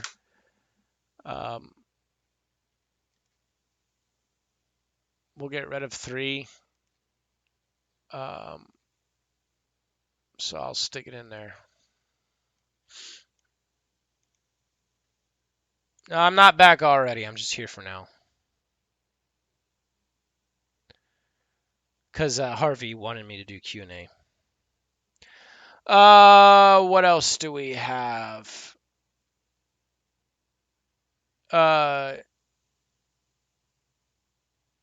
Would you take those mean reversion trades outside the value at the edges? Are you talking about... Oh, these? Like on the 10-minute?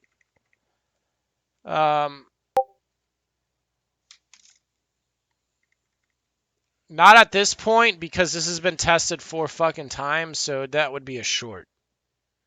I'm really... And then you have... I'm really more short biased, so yeah, I'm taking the trade. I'm not trying to get it. I think at this point, I think it's going to go up. I think it's going to break out. Let's just put it that way. I think Russell is going to break out as soon as it gets to one of these edges. What is NQ and ES going to do?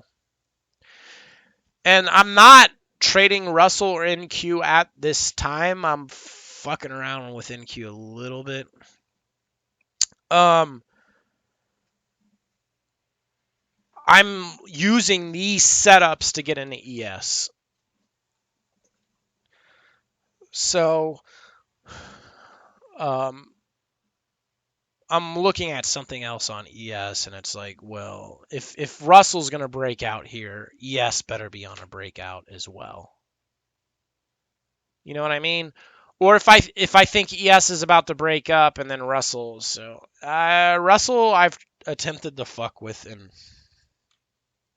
I don't know it well enough. I don't know the ebb and flow well enough to time it. I'm starting to get a feel for these things on the order flow. Russell's a goofy. The order flow in it is very weird. It's not the same. NQ is mostly a reclaimy slip style of market. So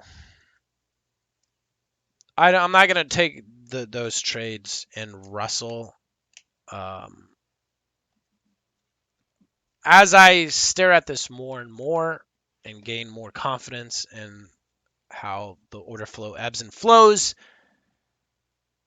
I'll experiment with it a little bit. I'm more leaning towards the side of NQ because NQ is putting in some stellar setups at times where they're almost like no-brainers. Yeah, I definitely am interested in these edges, especially at what's happening at this point in time. Yeah, look, you have EV3 Plus and an EV1, so that's good. Then you got an EV4 down here. So absolutely fucking lootly, and it's on the edges. This profile, I'm not interested in. Even though I think it needs to go from bottom side up, it's just... That might give me a little oomph if the ES and NQ are setting up. But if I was trading Russell standalone, I don't want to trade this profile because it's too much closer to the mid-range at this point. Interestingly enough, though, most of the price action has been on the lower half, especially here and here and here. Like if we were to take this range and fold it in half, most of the price action is on the lower half. And I've talked about this in the past is when this is how I catch really nut longs is like if most of the price action is on one side or the other, when it finally goes to the other side, it should keep going. We need bottom ticks and all that other bullshit, which we have. What's going to happen is it's probably going to come through here, clear this out. There's a huge reclaim on the left. So if it clears this, it could keep dumping. Who knows? This high node may catch it on the 3-year. A little bit, because it did clean sweep it. Look, see how that high node held right there? And by the way, this looked like this at that time. At the time of this price action and this price action, that looked that way. So since it cleanly swept it, I think there's going to be drama there if it blows through here. I think if it blows through here, because it has an EV4, there's a reclaim, I think there's a good chance it'll overshoot to this. What is ES and NQ doing? I will plan on shooting it today.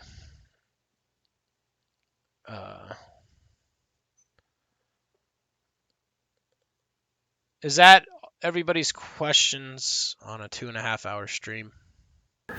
Hey, Fat Cat, you asked, can I ask one more quick one? What do you actually look at while you're trading? I know you have the 3 DOMs up, and do you have the 10-minute with the 3-year profile for each one of the instruments? And what about like the 3-second chart you used to use for ES? It just seems like that's just way too much now to look at. So I was wondering what it is that you concentrate on while you're trading. It's going to be too much for you. So here to understand what's happening here is like I've looked at ES for so long that I can look at the DOM, the auction vista, in multiple time frames in my sleep, right? I know these setups. I can do it almost automated in ES, like it's not taking up too much mental capacity.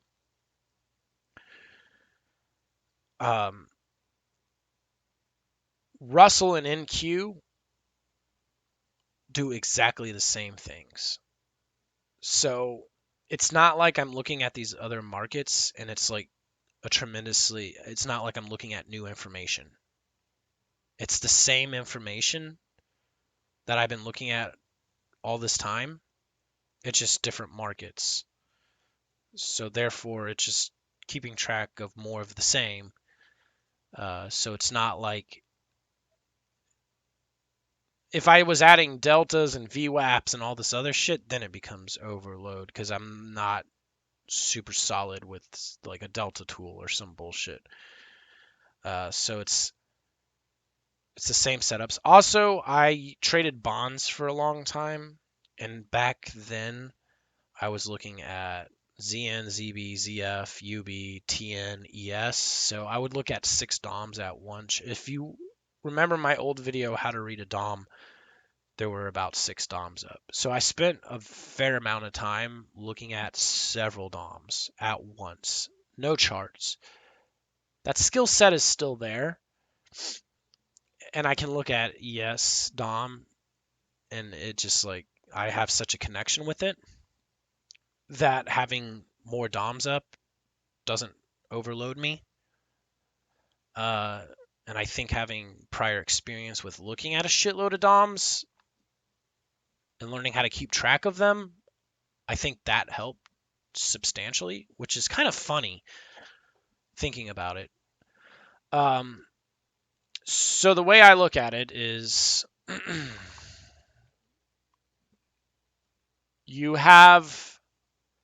if I have no fucking clue what's happening, we're going to leave the 10 minutes up. So you're going to have the ES 10 minute on the left. You'll have the NQ 10 minute on the right. I will have them all zoomed out. And then on the left screen, you have the Russell 10 minute blown up. So you have this screen you're looking at splitting NQ and ES, and then on the left screen, Russell is on the 10 minute. And I'm waiting for very specific areas to get hit. There might be times where I just sit here for hours and nothing's happening. Then on the lower screen is the 3 DOMs and then the 3-second auction vista. However, the 3-second auction vista is now on NQ, not ES, because there's no volatility in ES. ES has virtually it doesn't have the volatility that it once had. So the 3-second is almost useless because it gets stuck in these 4-tick ranges constantly. Whereas the NQ is moving, so slipping is happening in NQ. It's hitting a lot of reclaims. NQ, in my opinion, moves like ES on FOMC. So a lot of the times NQ is actually a 1 second because of how volatile it moves. So Russell, ES DOM, NQ DOM, and then NQ auction vista. Once we start to approach an area where, so I'm going to stare at all this shit, and then I need to it takes some time to get to feel the pulse of the market. So I need to sit here and feel the pulse of the market. For me, order flow is feeling the market. Are we skittish? Are we not skittish? Are we overly absorby? Are we getting hung up?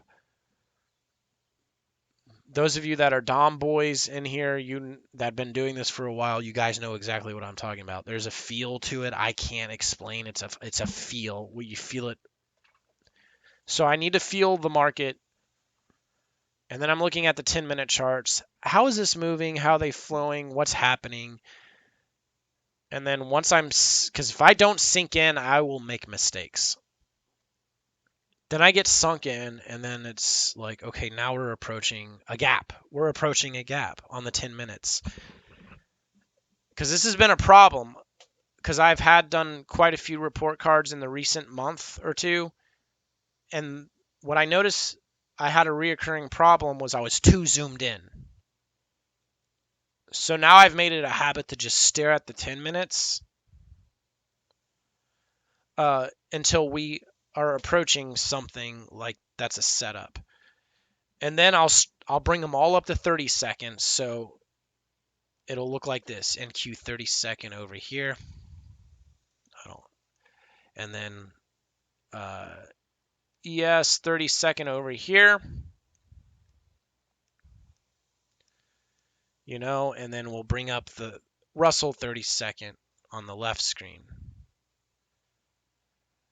Sometimes I might need Russell to stay on the 10. Sometimes ES needs to be on the 10, and I'll start flopping between 30 second to 10s on some of them. But for me right now, NQ is the most important one. NQ, for the most part, is always on the 30 second chart. Because NQ's putting in bigger ranges where ES can just go sideways.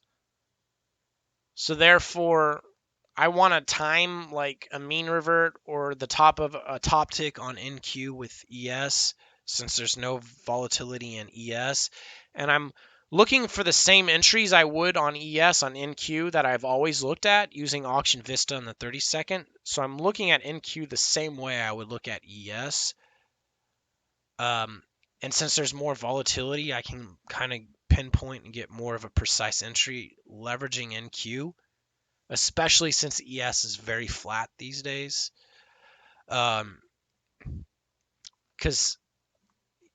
ES could be really not doing shit, but NQ's putting in this beautiful range, and then it bottom ticks NQ, and it's like, okay. And we're also at the bottom of a bullshit range in ES. They're sunk. Let's hit it. You know what I mean? So,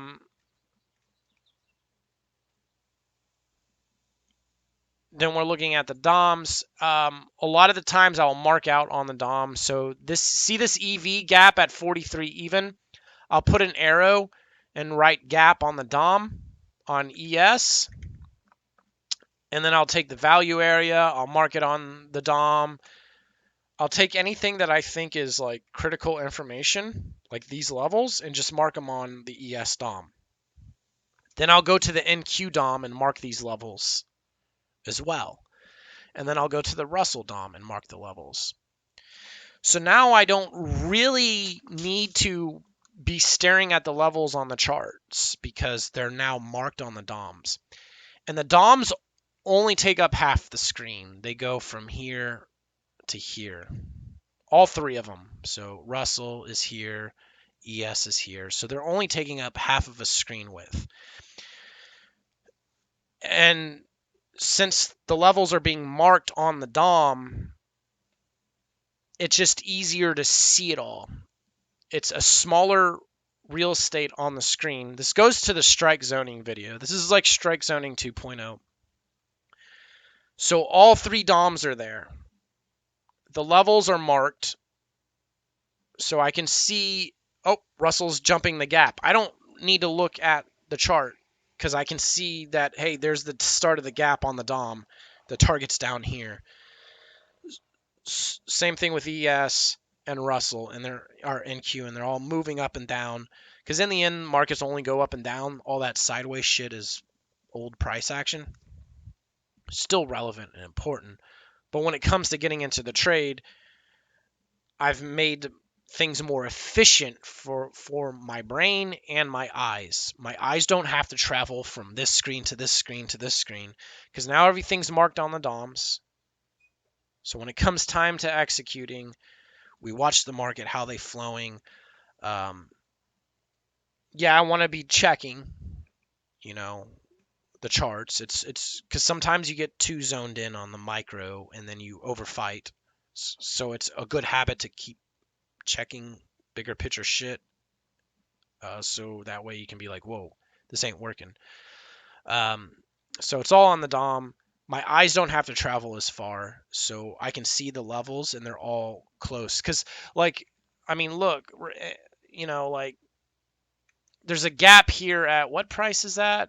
24.50. Okay, and then there's a gap at 43 even. Okay. Wait, what was this one again? 24.50. What was this again? 43 even. Oh, okay. However, when it's on the DOM, it's there and it's just really easy to identify. There's an arrow next to the price. It's easier to read. It's vertical and it's just so much fucking easier. So it is literally the same thing, just in two different markets. So since I'm looking at the same shit that I've been trading year after year after year, it's not new information. So therefore I'm not confused on how NQ and Russell are moving. Like, it's like, this makes sense. It's just I'm looking at more setups now. I'm looking at more of what I know really well. That's already a system in my brain. Does that make sense? I don't know. I'm going to show an actual recorded session with all three DOMs at some point. So, anything else, guys?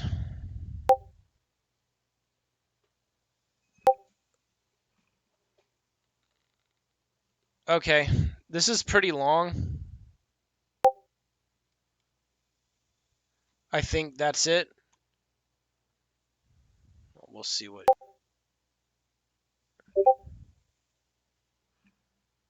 That was a lot of good fucking information, too. So... there is a trans track buried somewhere in here. Yeah, well, I'll probably do more of these in the future.